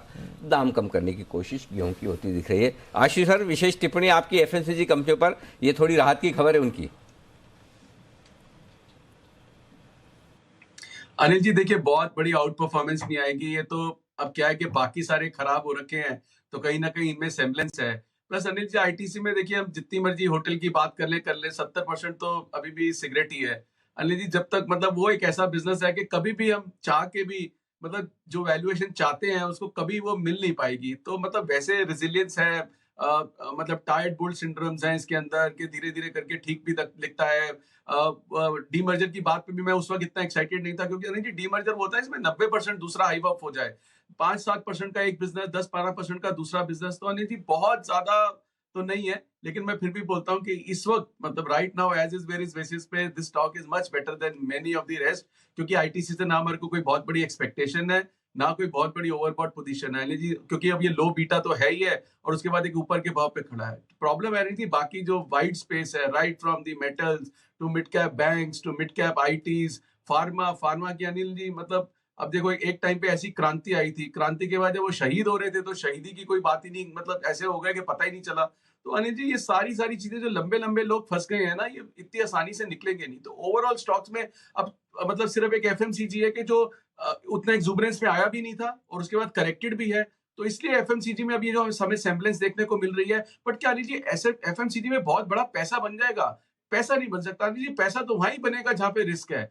तो वो वहां से कब घूमेगा या क्या करना है, पैसा बनाना है तो वहां बनेगा। अब अनिल जी पैसा लगा के रखना है तो एफएमसीजी में कर दूंगे, मेरा पोर्टफोलियो एफएमसीजी में है, वो बाकी के बदले कम गिरा है और थोड़ी इसमें सेम्बलेंस है। अब इस चीज के लिए तो मैं मार्केट में नहीं हूं अनिल जी। मार्केट में तो हमें है कि या तो पैसा बनाएंगे और अगर उसमें से नहीं बनता तो अनिल जी ऑप्शंस के ट्रेड ढूंढेंगे, कुछ करेंगे। तो मतलब ठंडा रह के क्या मजा क्या है। हाँ तो आशु से जहां रिस्क वहां पैसा बनेगा, तो उस फॉर्मूला से डेल्टा ले ले। अनिल जी देखिए डेल्टा के लिए ना मेरे को कई लोग बोलते हैं, अनिल जी देखिए स्टॉक का अनिल जी चाहे आप ये देखिए मेरा अगर स्टॉक कोई पसंद भी है अनिल जी, एक लेवल के बाद 300 से नीचे आने के बाद मैंने एक बार नहीं बोला डेल्टा लेने के लिए। अनिल जी कोई भी स्टॉक चाहे मेरा फेवरेट हो चाहे आपका फेवरेट हो, अगर खराब है तो सब खराब होते हैं। I am not married to any stock. मतलब डेल्टा मुझे पसंद है, अच्छा लगता है, दैट डज नॉट मीन कि मतलब मेरी कोई ईगो पे आ गई है या मेरी कोई दिल की बात है, नहीं यार मेरा पसंदीदा स्टॉक है इस पे तो मैं लॉन्ग रखूंगा। अनिल जी जब घटेंगे तो सब घटेंगे, क्या डेल्टा और क्या वो। मार्केट में बड़ा व्यू इंपॉर्टेंट है अनिल जी, मार्केट में बड़ा व्यू इंपॉर्टेंट है। जब स्टॉक्स बचेंगे तो मेरा कोई डेल्टा अलग से अनिल जी कोई दूल्हा नहीं है वो जो कि वो घुड़चड़ी में रहेगा और बाकी सारे नीचे बाराती बन जाएंगे, वो भी खराब होगा अनिल जी। तो कहने का मतलब ये है कि इस मार्केट में अनिल जी मार्केट सबसे बड़ी है, भाव भगवान है, तो आप मार्केट से अपनी ईगो या वो नहीं रख सकते कि मेरा फेवरेट तेरा फेवरेट। तो डेल्टा में भी अनिल जी देखिए ओपनिंग अप थीम के साथ चला, उसके बाद घटा और अभी भी मैं कह रहा हूं अनिल जी बाकियों के चलते अब डेल्टा कभी 225 में किसी को खराब लगता है, 245 में किसी को अच्छा लगता है, फिर वो 30-35 में रोज कुछ ना कुछ मैं कॉल सुनता हूं। लेकिन अनिल जी डेल्टा में इधर साइड बड़ा ट्रेड है ही नहीं। तो अनिल जी बड़ा ट्रेड अगर नहीं मिल रहा किसी स्टॉक के अंदर तो बिल्कुल शांति बैठने वाला डिसिप्लिन अभी भी बेटर है। स्टॉक्स में मत ढूंढिए, अगर रिवर्सल ढूंढना है तो इंडेक्स में ढूंढिए। अगर इंडेक्स में आप गलत जाएंगे तो फिर भी ठीक हो जाएंगे, स्टॉक में गलत जाएंगे तो उस गड्ढे में और गहरा फंस जाएंगे। तो चलिए शांति से बैठे। ये राय है आपके लिए आशु सर की तरफ से। डेल्टा अभी नहीं खरीदना है, खरीदने के सिग्नल आएंगे तो आशु सर यहीं पर आपको बताएंगे भी। आइए सिग्नल आ रहे हैं आईओसी के लिए, नतीजों के लिहाज से। कल नहीं, हाँ कल ही आएंगे रिजल्ट। हाँ कल रिजल्ट भी आएंगे और बोनस भी देने वाली कंपनी। सबसे मेन तो अनिल जी अब वहीं पे नजर है कि बोनस कितना आता है। नतीजे तो साइडलाइन हो गए लेकिन अगर आप लेकिन अगर नतीजे देखेंगे तो नतीजे ऑलमोस्ट अगर आप देखेंगे तो इस कंपनी के ठीक ठाक रहने वाले हैं। इस कंपनी की जो रेवेन्यूज है उसमें करीब 24% के आसपास की बढ़ोतरी होने वाली है। एबिटा में 47% के आसपास की बढ़ोतरी होगी, माफ़ कीजिएगा। और कंपनी के जो मार्जिन है 5.9% से बढ़ के 7%, मुनाफा 8,900 करोड़ के आसपास आ सकता है। जो ओवरऑल यूटिलाइजेशन है उसमें अच्छी खासी बढ़ोतरी होने वाली है, 100% के ऊपर वो निकल के जाएगा। रिफाइनिंग थ्रूपुट जो है 3.5% के आसपास की बढ़ोतरी होगी। मार्केटिंग वॉल्यूम जो है वो 3% बढ़ेंगे, लेकिन कुछ लोगों का मानना है कि मार्केटिंग मार्जिन जो है उसमें शायद हो सकता है कि थोड़ा बहुत आपको दबाव देखने मिले। पेटकेम कारोबार जो है वो थोड़ा बहुत कमज़ोर रहने वाला है। ओवरऑल जीआरएम अगर आप देखेंगे तो पिछले कुछ क्वार्टर्स में लगातार हम देख रहे थे कि इनको इन्वेंट्री गेंस होते आ रहे थे। इस बार नो डाउट हो सकता है इन्वेंट्री गेंस हो, लेकिन पहले के क्वार्टर्स के मुकाबले इन्वेंट्री गेंस कम होंगे। इसके लिए जीआरएम जो है उसमें थोड़ा बहुत डिक्लाइन हो सकता है। On the face of it numbers अच्छे रहेंगे, इंटरनल्स जो है उसमें थोड़ी बहुत कहीं ना कहीं वीकनेस आपको देखने मिल सकती है। तो ये है आपके लिए आईओसी, यहाँ पर रखनी है नजर। और नतीजों से पहले थोड़ा स्टॉक सपाट एकदम दिख रहा है। किरण जी कोई राय आईओसी के चार्ट पर सर? 120-121 का लेवल। दीप साइडवेज है 120 और 125-26 में ये अटका हुआ है। जब तक इसके ऊपर या नीचे नहीं जाता तब तक एक बड़ी मूव नहीं आएगी। और short term medium term charts पे भी साइडवेज ही देखने को मिल रहा है, तो मुझे कोई बड़ा इधर से बड़ी मूव एक्सपेक्ट नहीं कर रहा हूँ। पर 120 के नीचे का अगर ब्रेकडाउन मिलता है तो मेरा मानना है कि शॉर्ट करने की बिल्कुल जगह बनती है, जहां पे 116 115 के टारगेट देखने को मिलेंगे। On the higher side levels capped है दीप। अपसाइड इस समय कैप्ड है, कुछ ज्यादा बड़ा एक्शन आप इस पर एक्सपेक्ट करके नहीं चले, बट आईओसी देखते हैं किस तरह के नतीजे काउंटर पुल अप करता है और फिर उसके बाद क्या रिएक्शन आएगा। बीपीसीएल और एचपीसीएल पर भी रखे नजर। अब लग रहा है towards end of earning season oil marketing companies भी अपने नतीजे पेश करने के लिए तैयार हैं। इस बीच बंधन बैंक पर तो आज हमारा बड़ा फोकस रहा ही है, उस पर आपने अच्छी मूव भी देखी है, बट आरबीएल बैंक को भी मत भूलिए, आज ये भी अच्छे एक्शन में है और अच्छी तेजी इस समय आरबीएल बैंक आपको दिखा रहा है। इनफैक्ट एक राय ले ली जाए सुमित जी से। सुमित जी, डेज हाई पर आरबीएल 5.5-5.5% ऊपर 117 पर कैसा दिखता है सर? दीपांशु, लोअर लेवल से एक अच्छा बाउंस बैक देखने को मिला है आरबीएल बैंक के अंदर। 120 इसका इमीडिएट हडल है। 120 का लेवल अगर टूट जाता है और उसके ऊपर क्लोजिंग देखने को मिलती है तो फिर ये बाउंस बैक कंटिन्यू रहेगा और फिर 130 रुपए तक के लेवल भी देखने को मिलेंगे। 120 का रेजिस्टेंस अगर फेस किया और वहां से वापस से यूटर्न लिया तो फिर वापस से गिरावट आएगी। तो फिलहाल एक बार मान के चले 105 रुपया 120 रुपया ये ऊपर और नीचे का सपोर्ट और रेजिस्टेंस लेवल है। 120 का लेवल टूटने के बाद 130 से 135 के लेवल आरबीएल में देखने को मिल सकता है। तो ये है आपके लिए आरबीएल बैंक पर राय इस वक्त आती हुई। आज सबसे मजबूत बैंक यही है, नहीं सेकंड सबसे बंधन बैंक। बंधन के पीछे पीछे चलता है ना, तो बंधन बैंक मजबूत हुआ है। अब आरबीएल बैंक भी यहाँ पर अच्छी मजबूती के साथ ट्रेड करता हुआ। बढ़ते आगे और वक्त है आशु सर के favourite ones upon a time. अभी नहीं, आजकल तो बेरुखी है थोड़ी। भारती एयरटेल, इस स्टॉक पर नजर डालने का, जिसके आने वाले हैं नतीजे कल। अनुमान बताइए कुशल। नंबर्स अच्छे रहने की उम्मीद है अनिल सर, और सबसे पहले आय पर फोकस कीजिए। 6.5% की ग्रोथ की एक्सपेक्टेशंस है। 31,800 करोड़ पर कंपनी अपनी आय घोषित कर सकती है। साथ ही अगर आप देखें तो जो इंडिया वायरलेस रेवेन्यू है वो लगभग 9% क्वार्टर ऑन क्वार्टर बेसिस पर बढ़ने की उम्मीद लगाकर चल रहे हैं। इनफैक्ट कंपनी का जो कामकाजी मुनाफा है वहाँ पर भी लगभग 9% की ग्रोथ के साथ 16,000 करोड़ पर हम अनुमान लगा रहे हैं। और साथ ही कंपनी की जो मार्जिन है 49.2% पिछले तिमाही में थी, इस बारी 50.3% की मार्जिन की एक्सपेक्टेशंस है। मुनाफे के लिहाज से 830 करोड़ का बेस था, उसके मुकाबले 1300 करोड़ का मुनाफा कंपनी दर्ज कर सकती है। और आरपू जो है कंपनी का वो लगभग 9% बढ़कर 178 रुपए पर आता हुआ दिख सकता है। तो डेफिनेटली इनके लिए अच्छा क्वार्टर ये साबित हो सकता है। अच्छा क्वार्टर साबित हो सकता है भारती एयरटेल के लिए। आशु जी, रेडार पर है अभी 700 के आसपास भारती एयरटेल? दीपांशु, कोई क्रेडिबल ट्रेड नहीं है। मैंने आपको बोला कि मतलब मेरा ऑनेस्ट कन्फेशन है, जब किसी भी स्टॉक में कुछ दिख ही नहीं रहा तो दीपांशु हर स्टॉक में चाहे पुराना फेवरेट नया फेवरेट या कुछ भी हो, कुछ कोई स्टॉक में ट्रेड ही नहीं दिख रहे हैं। अब 10 रुपए ऊपर अच्छा 10 रुपए नीचे खराब, ये ट्रेड ये मार्केट नहीं है इस वक्त दीपांशु। बड़ा ट्रेड कोई भी अवेलेबल नहीं है, तो उसमें मतलब भारती क्या और डेल्टा क्या कुछ भी ट्रेड नहीं है दीपांशु। सो मैं तो दीपांशु मतलब मार्केट के आगे बैठे हैं या डेटा देख रहे हैं तो हर वक्त कुछ ना कुछ तो दिमाग चलता रहेगा, बट ऑनेस्टली पैसे नहीं आएंगे। मतलब आप शॉर्ट करोगे, जो भी अनिल जी ने 2 दिन पहले भी बोला कि मार्केट ऐसी हो गई है, आपकी शॉर्ट की कॉल्स भी फेल होगी, आपकी लॉन्ग की कॉल्स भी फेल होगी, आपको समझ नहीं आएगा। तो ऐसे में सिर्फ इंडेक्स के साथ बने रहे अगर रिवर्सल लगता है, बाकी कुछ भी नहीं है। अच्छा, मेरे को इस बार ऐसा कुछ फंडामेंटल एनालिसिस कर रहा हूं मैं, हो सकता है जरा बाकी एक्सपर्ट भी कहा है, जरा इनको भी पूछ लेते हैं। ऐसा पता नहीं, मुझे ऐसी फीलिंग आ रही है आपको सुन के, इस बार ब्रोकिंग कंपनी के रिजल्ट्स बहुत खराब आने वाले हैं।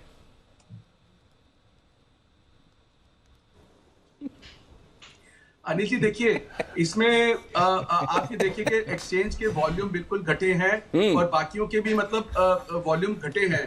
तो अनिल जी अब खराब अच्छे इसका इफेक्ट अगर लंबे टाइम तक चलता है तो डेफिनेटली इसमें इफेक्ट आएगा, नहीं इसमें कोई डाउट ही नहीं है। अगर अनिल जी देखिए एक क्लाइंट ट्रेडिंग पोजीशन में फंस जाता है तो ऑब्वियसली वो जो चर्निंग होती है, चर्निंग रुक जाती है तो वॉल्यूम कम होती है। तो अनिल जी इसमें तो कोई ऐसी डाउट दिखती नहीं है। बिल्कुल, ये तो हल्के फुल्के नोट पर था।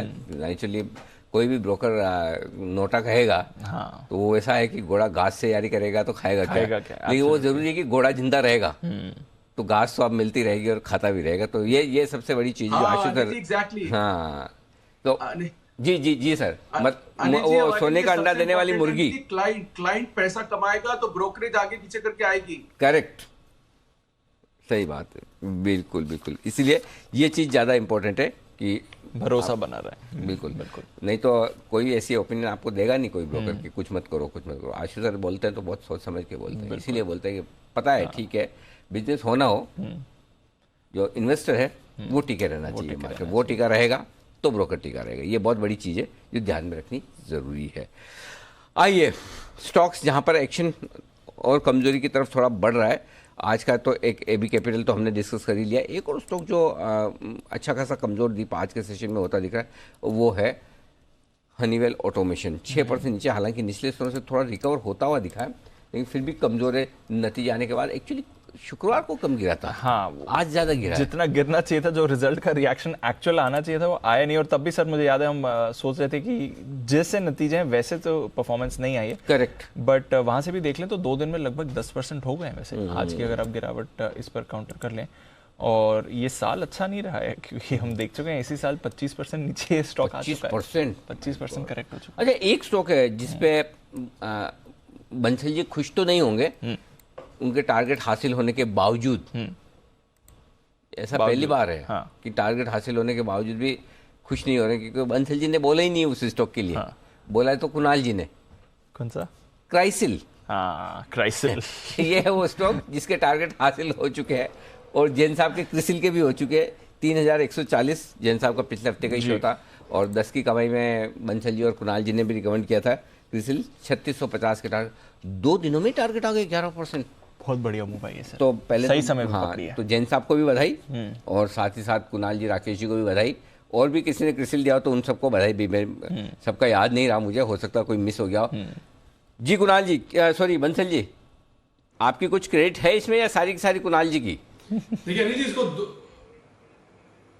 नहीं अनिल जी, बिल्कुल 50% क्रेडिट है लेने के मामले में, तो अनिल जी 50% है। और 2 बार रिकमेंड किया था अनिल जी 10 की कमाई में, और अभी भी प्रॉफिट बुक करने की राय नहीं है। यहाँ पर टारगेट्स को अपवर्ड रिवाइज कर रहे हैं, 4000 प्लस के लेवल्स देखने को मिलेंगे एज ऑफ नाउ। जैसे भी आशु जी ने बोला एफएमसीजी जैसे स्टॉक्स के लिए नहीं आते हैं, तो क्रिसिल तो अनिल जी, मतलब कि मेरा क्रिसिल और कुणाल जी का क्राइसिल अनिल जी 4000 के लेवल्स भी क्रॉस करेगा, एकदम सेफ हेवन है। इन स्तरों पर करेक्शन पर, इन स्तरों पर तो होल्ड करें और करेक्शन पर खरीदारी की राय होगी।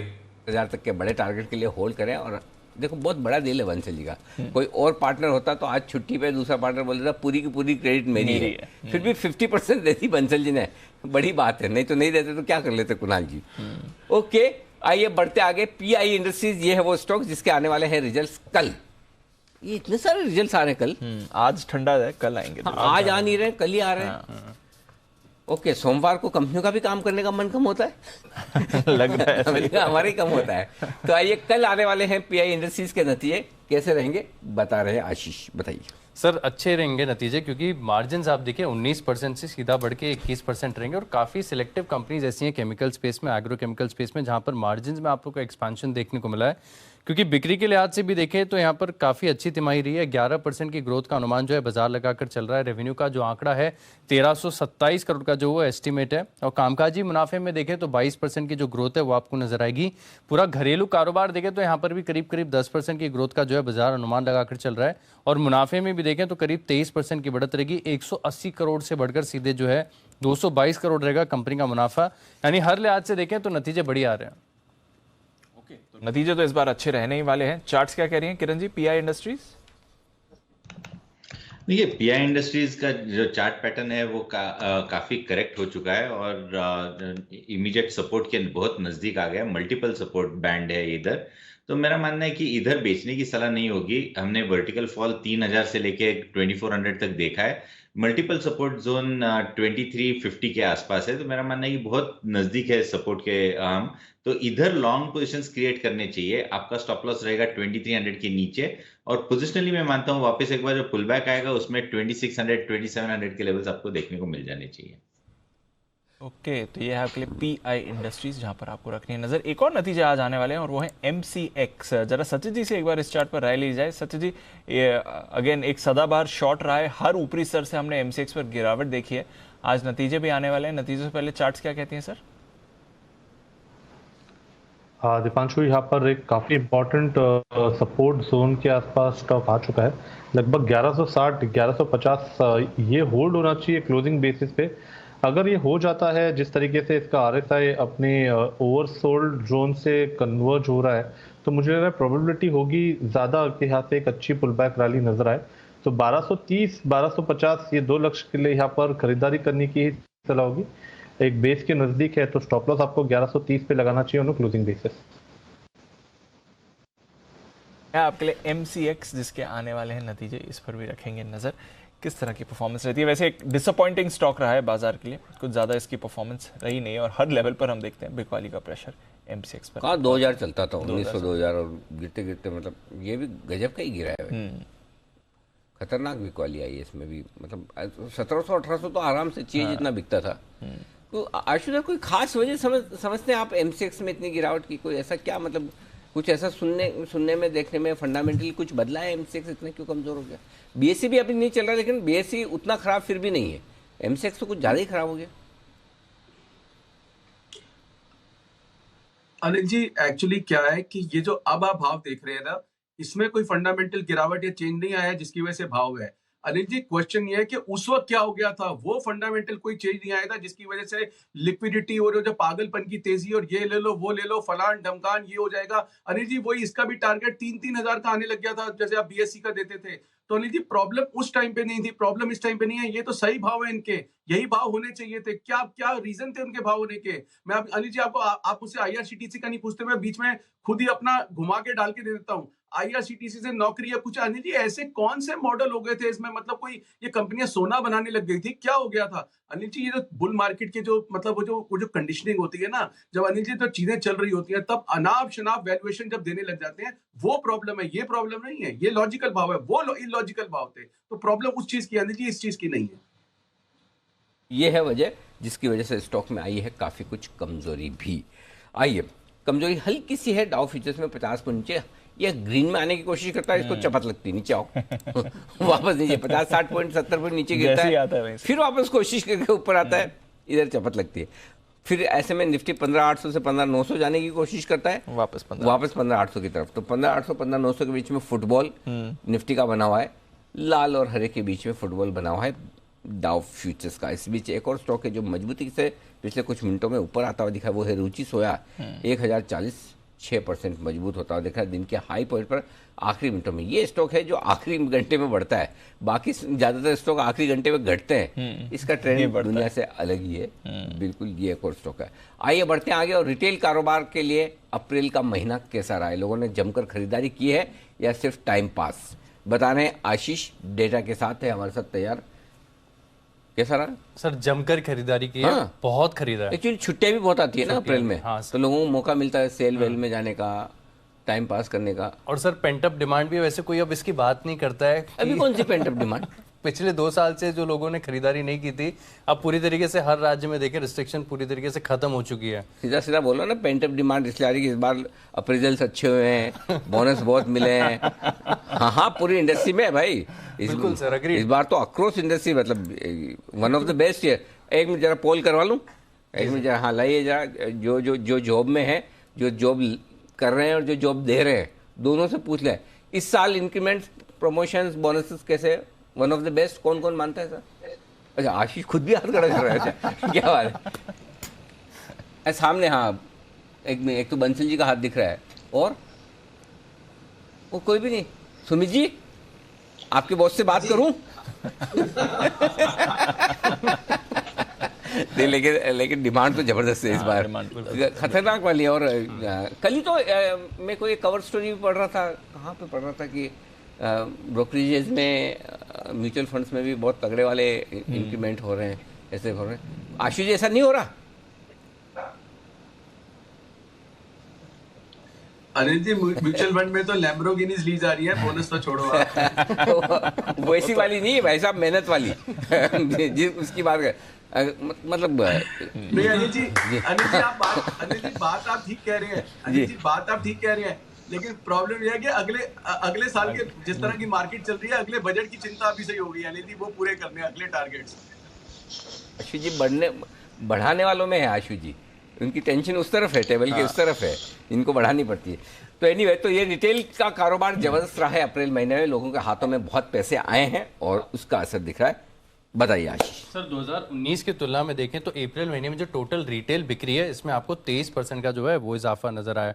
और जैसा कि मैं आपको शुरुआत में बता रहा था कि अक्रॉस आप देखें सभी कैटेगरीज में जो ग्रोथ है वो काफ़ी बढ़िया है। QSR में देखें, रेस्टोरेंट्स में देखें तो यहाँ पर सबसे ज़्यादा अच्छी तेज़ी देखने को मिली है, करीब 45% की ग्रोथ यहाँ पर देखने को मिली। रिटेल इलेक्ट्रॉनिक्स में देखें तो 26% की बढ़त है।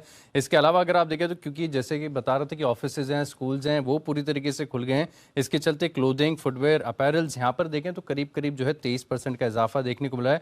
शादियां भी ढेर सारी हुई हैं तो ज्वेलरी का भी असर है, करीब 8% की बढ़त यहाँ पर देखने को मिल रही है। और लोग अब फिटनेस की तरफ थोड़ा ज़्यादा जागरूक हो गए हैं, तो जो स्पोर्ट्स अपैरल हैं, गुड्स हैं, इनकी भी अगर आप देखें तो टोटल बिक्री में आपको 23% का इजाफा देखने को मिला है। लेकिन सर खास बात यह है कि बिक्री बढ़ रही है और 2019 के मुकाबले देखें तो अक्रॉस सेगमेंट कीमतें भी बढ़ी हैं। इसके बाद भी जो है जो मांग है वो रुक नहीं रही, ये अपने आप में काफ़ी अच्छा है। तो जो इन सेक्टर से जुड़े हुए स्टॉक्स हैं वहाँ पर भी आपको फोकस रखना चाहिए। तो ज़बरदस्त सेक्शन है, रिटेल बिक्री के आंकड़े बढ़िया आते हुए दिखे, बढ़िया है। तो चलिए ये है आपके लिए नंबर्स, डेटा जो बता रहे हैं कि इकोनॉमी की मजबूती तो अभी तक है बरकरार, यहाँ पर किसी तरह की कोई चिंता की बात है नहीं। और नजर रखिए कुछ स्टॉक्स की अच्छी परफॉर्मेंस भी आ रही है। आज वोल्टास अच्छे मोमेंटम में दिख रहा है, 2% ऊपर वोल्टास है और ये स्टॉक वैसे भी हमें अच्छे एक्शन में दिखा ही है। वोल्टास जरा बंसल जी देखें, 950 का लेवल डेज हाई से ज्यादा दूर नहीं है इस समय।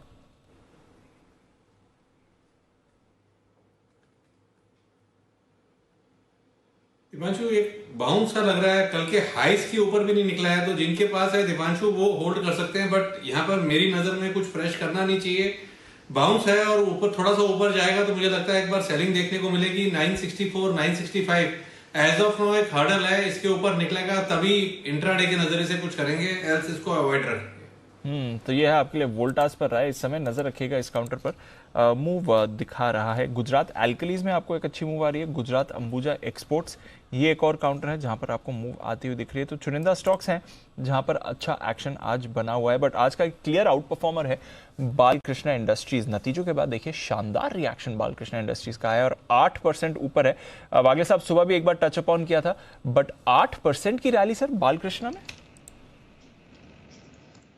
दीपांशु इसमें मैं ऐड करूंगा कि वॉल्यूम्स के साथ ये मूवमेंट आई है, जो बाय हुआ है वो सस्टेन हुआ है और वॉल्यूम भी बहुत ज़्यादा है पिछले महीने, 1.5, 2 महीने, 3 महीने के I think one of the highest volumes है। तो मुझे लगता है ये मूव एक्सटेंड होनी चाहिए, 2200 तक तो एक्सटेंड होनी चाहिए। अभी यहाँ से भी एक 2-3% की ट्रेडिंग मूव आपको 1 से 2 दिनों में मिल सकती है। 2015 के स्टॉप लॉस से ये लेवल पे या एक 5-7 रुपये की करेक्टिव मूव पे लिया जा सकता है। 2010 के स्टॉप लॉस से टारगेट होगा 2200-2210। ओके, तो 2200-2210 के टारगेट्स के लिए लिया जा सकता है बालकृष्ण इंडस्ट्रीज को। यहाँ पर भी आपको मूव शानदार बनती हुई दिखी है। मूव अच्छी बनी है वोडाफोन आइडिया में, और बंसी जी एक बार तो बात करनी पड़ेगी वोडाफोन आइडिया में। 15% ऊपर वोडाफोन आया है सर, 9.5 का लेवल। जरा इस पर अपनी राय दें। देखिए दीपांशु, चार्ट्स पर एक मूव देखने को मिला है और एकदम मेक और ब्रेक लेवल जो इसका है 9 रुपये 65 पैसा, 9 रुपये 70 पैसा, उस लेवल के अराउंड ट्रेड कर रहा है। तो अगर 9 रुपये 70 पैसे के ऊपर दीपांशु निकल जाता है, 9 रुपये 70 पैसा के ऊपर निकल के सस्टेन करता है, तो जो इसमें एक ब्रेकडाउन देखने को मिला था वो फेल हो जाएगा और स्टॉक अप ट्रेंड के अंदर आएगा। तो इन लेवल्स पे नजर रखनी चाहिए, उसके ऊपर निकल के सस्टेन करता है तब खरीदारी की राय होगी। तो ये है आपके लिए राय। वोडाफोन आइडिया आज कमाल करता दिख रहा है, 14% का दमदार उछाल स्टॉक में। फाइनल 2 डिजिट में आ जाए, बस 2 डिजिट में आ जाए, ये है ज्यादा जरूरी। आइए बढ़ते आगे, 3:15 वक्त है बैंक से बेनिफिट का।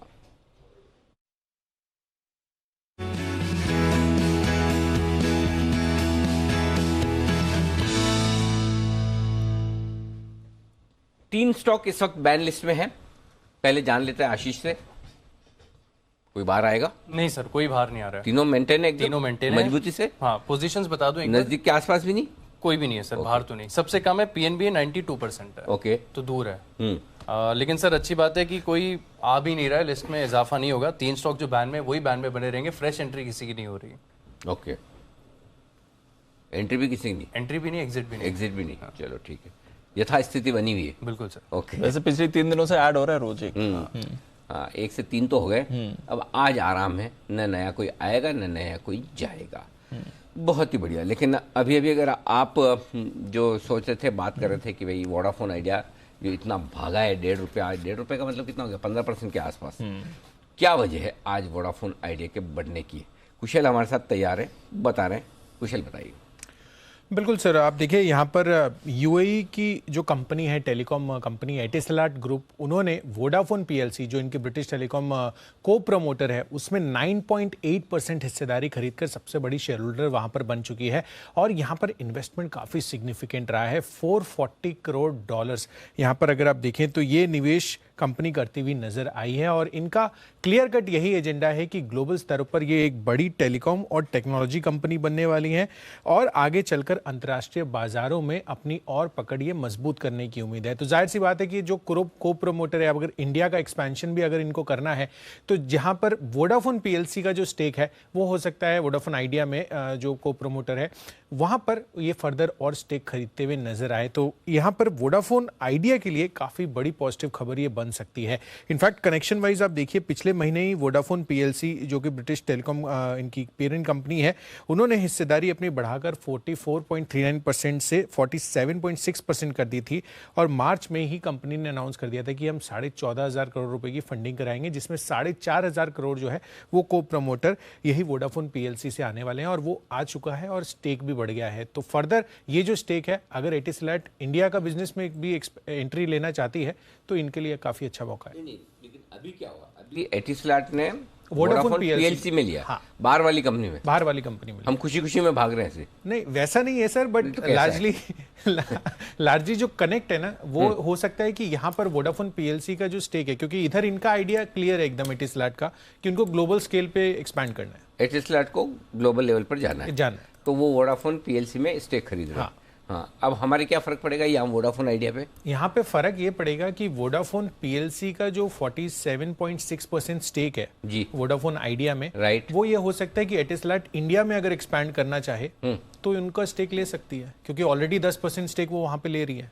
अच्छा, तो एटिसलैट हो सकता है इंडियन कंपनी में स्टेक ले, हाँ, या फिर वोडाफोन पीएलसी के थ्रू इनडायरेक्ट स्टेक ले। करेक्ट, हाँ, ये भी तो है, ये भी हो सकता है। वोडाफोन पीएलसी का स्टेक तो है ही यहाँ पे। 100%। अच्छा, तो मतलब एटिसलैट के नाम पर वोडाफोन आइडिया खुश हो रहा है, हो सकता है, यही हुआ ना, यही रीजन लग रहा है अभी तो मतलब भावनाओं में खुश है, मतलब एक्चुअल स्टेक लेंगे या नहीं लेंगे वो तो पता नहीं, इनडायरेक्ट ले रहे हैं वो तो समझ में आ ही रहा है कि भाई वो तो पूरे दुनिया भर में उनके जहाँ जहाँ इन्वेस्टमेंट है उसमें ले रहे हैं। Okay, Vodafone idea. पर इंटरेस्टिंग होगा अगर एटिसलैट वापस इंडिया में एंट्री लेने की कोशिश करे तो। वापस पहले कहाँ आए थे ना सर 2008। अच्छा, वो समय जब लाइसेंस सब बढ़ रहे थे, उस समय आके गए थे। एटिसलैट था, यूनिनॉर था, ये सारे आए थे, टेलीनॉर, एटिसलैट, यस, उस समय आए थे, लेकिन फिर सब चले गए, फिर से आने की तैयारी में। वोडाफोन आइए, वोडाफोन आइडिया किस किस की इच्छा नहीं है इसके चार्ट देखने की, ये बताइए। बंसल ने तो देख लिया, किसकी इच्छा नहीं है? अच्छा, सबकी इच्छा है। ओहो, सबकी इच्छा है, तो फिर मैं मेरी इच्छा से ही पूछूंगा। वागिल साहब आप देखिए फिर।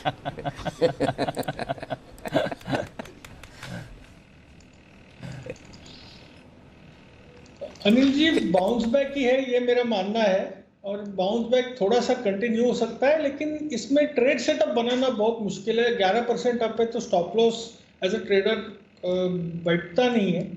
हाँ, अगर आपको मतलब किसी ने लिया है तो थोड़ा अपसाइड के लिए होल्ड कर सकते हैं, लेकिन फिर भी जो भी हो जाए ये स्टॉक 11 साढ़े 11 के ऊपर नहीं जाएगा। ओके, तो 11 साढ़े 11 एक अपसाइड कैप्ड है इस पे, पर देखते हैं। आज एक अच्छा दिन रहा है जहां तक वोडाफोन आइडिया का सवाल है। आइए अनिल जी की स्ट्रैटेजी लें, उससे पहले एक बिगुल किरण जी के लिए, किरण का कमाल।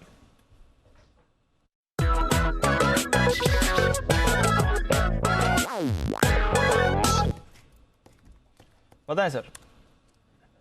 दीप, एक ऑप्शन स्ट्रेटेजी है, भेल का 48 का कॉल ऑप्शन लेना चाहिए, ₹2.15 में मिल रहा है। आपका स्टॉप लॉस ₹1.50 रखना चाहिए, ₹3.80 और 4 रुपए 50 पैसे, ये 1 से 2 दिनों के टारगेट देखने को मिल जाने चाहिए। इसके 2-3 कारण है। पहले तो बहुत अच्छे करेक्शन के बाद एक अच्छी मूव आ रही है, ये पहली बात। दूसरी बात, जो ऑप्शन चेन डेटा है वो 52 तक काफी स्ट्रांग अनवाइंडिंग देखने को मिल रहा है। तो मेरा मानना है कि आपको 52-55 के भाव 2 से 3 दिनों में देखने को मिलेंगे। अगर वो होता है तो इधर से आराम से 5 रुपए के ऊपर देखने को मिलेंगे। और मुझे लगता है कि कल के लिए 3 रुपए 80 पैसे, 4 रुपए 50 पैसे ये टारगेट देखने को मिल जाने चाहिए। ऑप्शंस के जरिए BHEL पर आप ट्रेड करके चल सकते हैं। चलिए देखेंगे BHEL किस तरह की परफॉर्मेंस करता है। But I think Sumit ji की भी रेडार पर था। यस, सुमित जी ने भी थोड़ी देर पहले खरीदारी की राय दी थी और अब किरण जी की भी रेडार पर आ गया। तो BHEL, इस पर रखें नजर है बाजार के एक्शन पर। आइए लेते हैं अनिल जी से आज की फाइनल मार्केट स्ट्रैटेजी भी।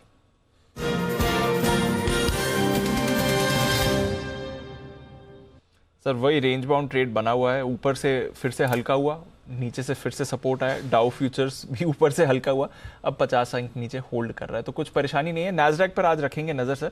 वैसे 2 दिन नैस्डैक ने आउट परफॉर्म किया है, जिस तरह से हमारे bank Nifty occasionally out perform करता है, उनका भी नैस्डैक कर रहा है, बट आज ज्यादा गिर रहा नैस्डैक है, तो देखते हैं कैसी परफॉर्मेंस रहती है।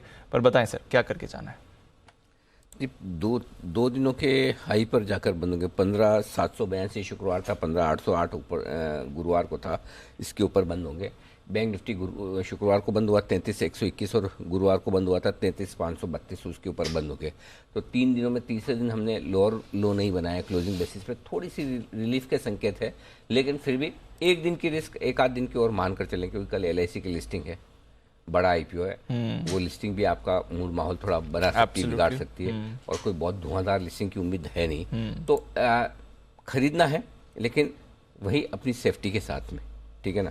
तो चाहे तो आप कल लिस्टिंग के बाद देख लें, और अगर है आपकी पोजीशन तो 15,700 का पुट खरीद कर या 15,600 का, जो आपको ठीक लगे उस पुट से आप हेज कर लें।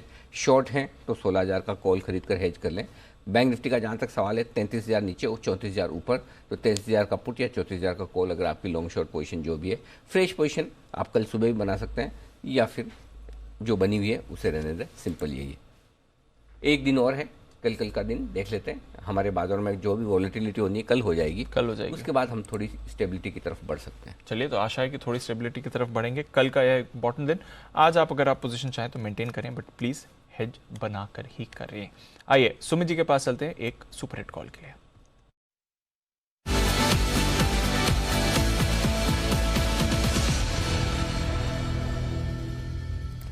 बताएं सर। दीपांशु, शुगर स्टॉक्स के अंदर मोमेंटम बन रहा है, तो पिछले कुछ हफ्तों की करेक्शन के बाद आज मोमेंटम स्टार्ट हुआ है। जो स्टॉक मेरे रडार पे आया है उसका अभी भाव चल रहा है 111 रुपए 80 पैसे, 112 रुपए 20 पैसे। स्टॉक का नाम है द्वारिकेश शुगर। द्वारिकेश के अंदर यहां से एक ऊपर का मूव देखने को मिलना चाहिए। पिछले कुछ दिनों की कंटिन्यूअस गिरावट के बाद आज पहला दिन है जब लास्ट 3 दिनों के हाई स्टॉक के अंदर ब्रेक हो रहे हैं। यहां से 1-2 दिनों के अंदर एक अच्छा मूव ऊपर की तरफ देखने को मिलना चाहिए। 105, 106 इसका नीचे में सपोर्ट बनेगा।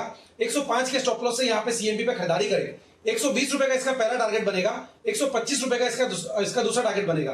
तो द्वारिकेश के अंदर खरीदारी करें 120 से 125 के टारगेट्स के लिए 105 के स्टॉप लॉस से।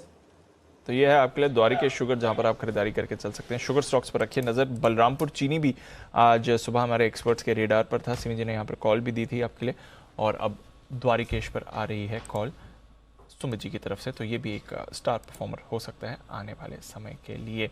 बैन में है GNFC, बट आज एक रिकवरी के साथ ट्रेड करते हुए दिख रहा है। 1.5% ऊपर आप GNFC का चार्ट भी देखेंगे। ये भी एक काउंटर है जो आपके रेडार पर होना चाहिए मार्केट क्लोजिंग के एक्शन के लिहाज से। बड़ी का फॉल जो आई है 1-2 काउंटर्स में, एक क्विक व्यू लेना चाहूँगा। मेट्रोपोलिस की जो गिरावट आई है, आज हमने जो एक्सक्लूसिव रिसर्च भी की थी, कैसे टाटा MG स्पेस में आ रहा है, भारी डिस्काउंट पर टेस्ट लेकर आ रहा है और परेशानी हो सकती है। सचिन जी, निचले स्तरों से एक अच्छी रिकवरी आई है मेट्रोपोलिस में, लगभग 80-85 रुपीज़ की, बट फिर भी आज बड़ी गिरावट है, इस साल बड़ी गिरावट है। मेट्रोपोलिस पर अब अगली मूव कैसी दिखती है? दीपांशु, यहाँ पर लगभग मार्च के महीने में मल्टीपल बॉटम्स नजर आए थे अराउंड 1880, 1860 इस पर्टिकुलर जोन में। एंड आज के सत्र में भी जिस तरीके से एक स्विंग बना था 1820 के आसपास, एक स्विंग बनाने के बाद वापस 1860 के ऊपर की क्लोजिंग आ रही है, तो कहीं जाकर एक अच्छा रिस्पेक्ट इस पर्टिकुलर बॉटम्स के आसपास मिल रहा है इस काउंटर को। लगातार 15 दिन के गिरावट के बाद एक ओवरसोल्ड टेरिटरी से वापस से बाउंस बैक आ रहे हैं, तो मुझे लग रहा है थोड़ा सा यहाँ पर कॉशियस जरूर रहना चाहिए। इमीडिएटली मुझे नहीं लगता कि यहाँ से कोई बड़े स्लिपेजेस होंगे। ऑन द कॉन्ट्ररी मुझे लग रहा है कि एक ऑस्किलेटिंग मूव रह सकती है 2150 से लेके 1850 इसी पर्टिकुलर रेंज में। तो इमीडिएट बेसिस पे तो कोई फ्रेश शॉट्स ऐड करने की सलाह मैं नहीं दूंगा। इमीडिएट बेसिस पर तो फ्रेश शॉट्स नहीं ऐड करें, देखते हैं। बट मेट्रोपोलिस, डॉक्टर लाल, थायरोकेयर तीनों पर ही आज आपने वीकनेस बनती हुई देखी है। श्री सीमेंट, अल्ट्राटेक यहाँ पर भी वीकनेस देखी है। हालांकि बाकी सीमेंट स्टॉक्स में अच्छी तेजी है, स्पेशली इंडिया सीमेंट्स जहाँ पर शानदार मूव आई है। आइए फिर क्लोजिंग की तरफ बढ़ते हैं और एटलीस्ट फाइनली अब आप पॉजिटिव क्लोजिंग देखने वाले हैं भारतीय बाजारों के लिए। हालांकि डेज हाई पर से तो काफी दूर क्लोजिंग हो रही है, बट लग रहा है 15,850 के आसपास आपको फाइनल क्लोजिंग फिगर आते हुए दिख सकता है। 33,600 के ऊपर प्रोविजन क्लोज के लिए बैंक निफ्टी है तैयार। आज दिन था ऑटो काउंटर्स का, नतीजों के बाद 8% की तेजी आपने आती हुई देखी है। जहां तक आइशर मोटर्स का सवाल है, लंबे समय बाद ये स्टॉक फोकस में रहा है। मारुति सुजुकी 2.25% ऊपर, बजाज और हीरो दोनों में ही अच्छी खरीदारी आपने देखी है।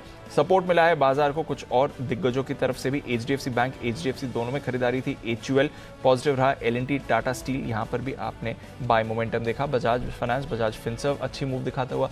अपोलो हॉस्पिटल्स ऑफ कोर्स 4% ऊपर। NTPC, UPL ये भी कुछ काउंटर्स थे जहां पर खरीदारी रही।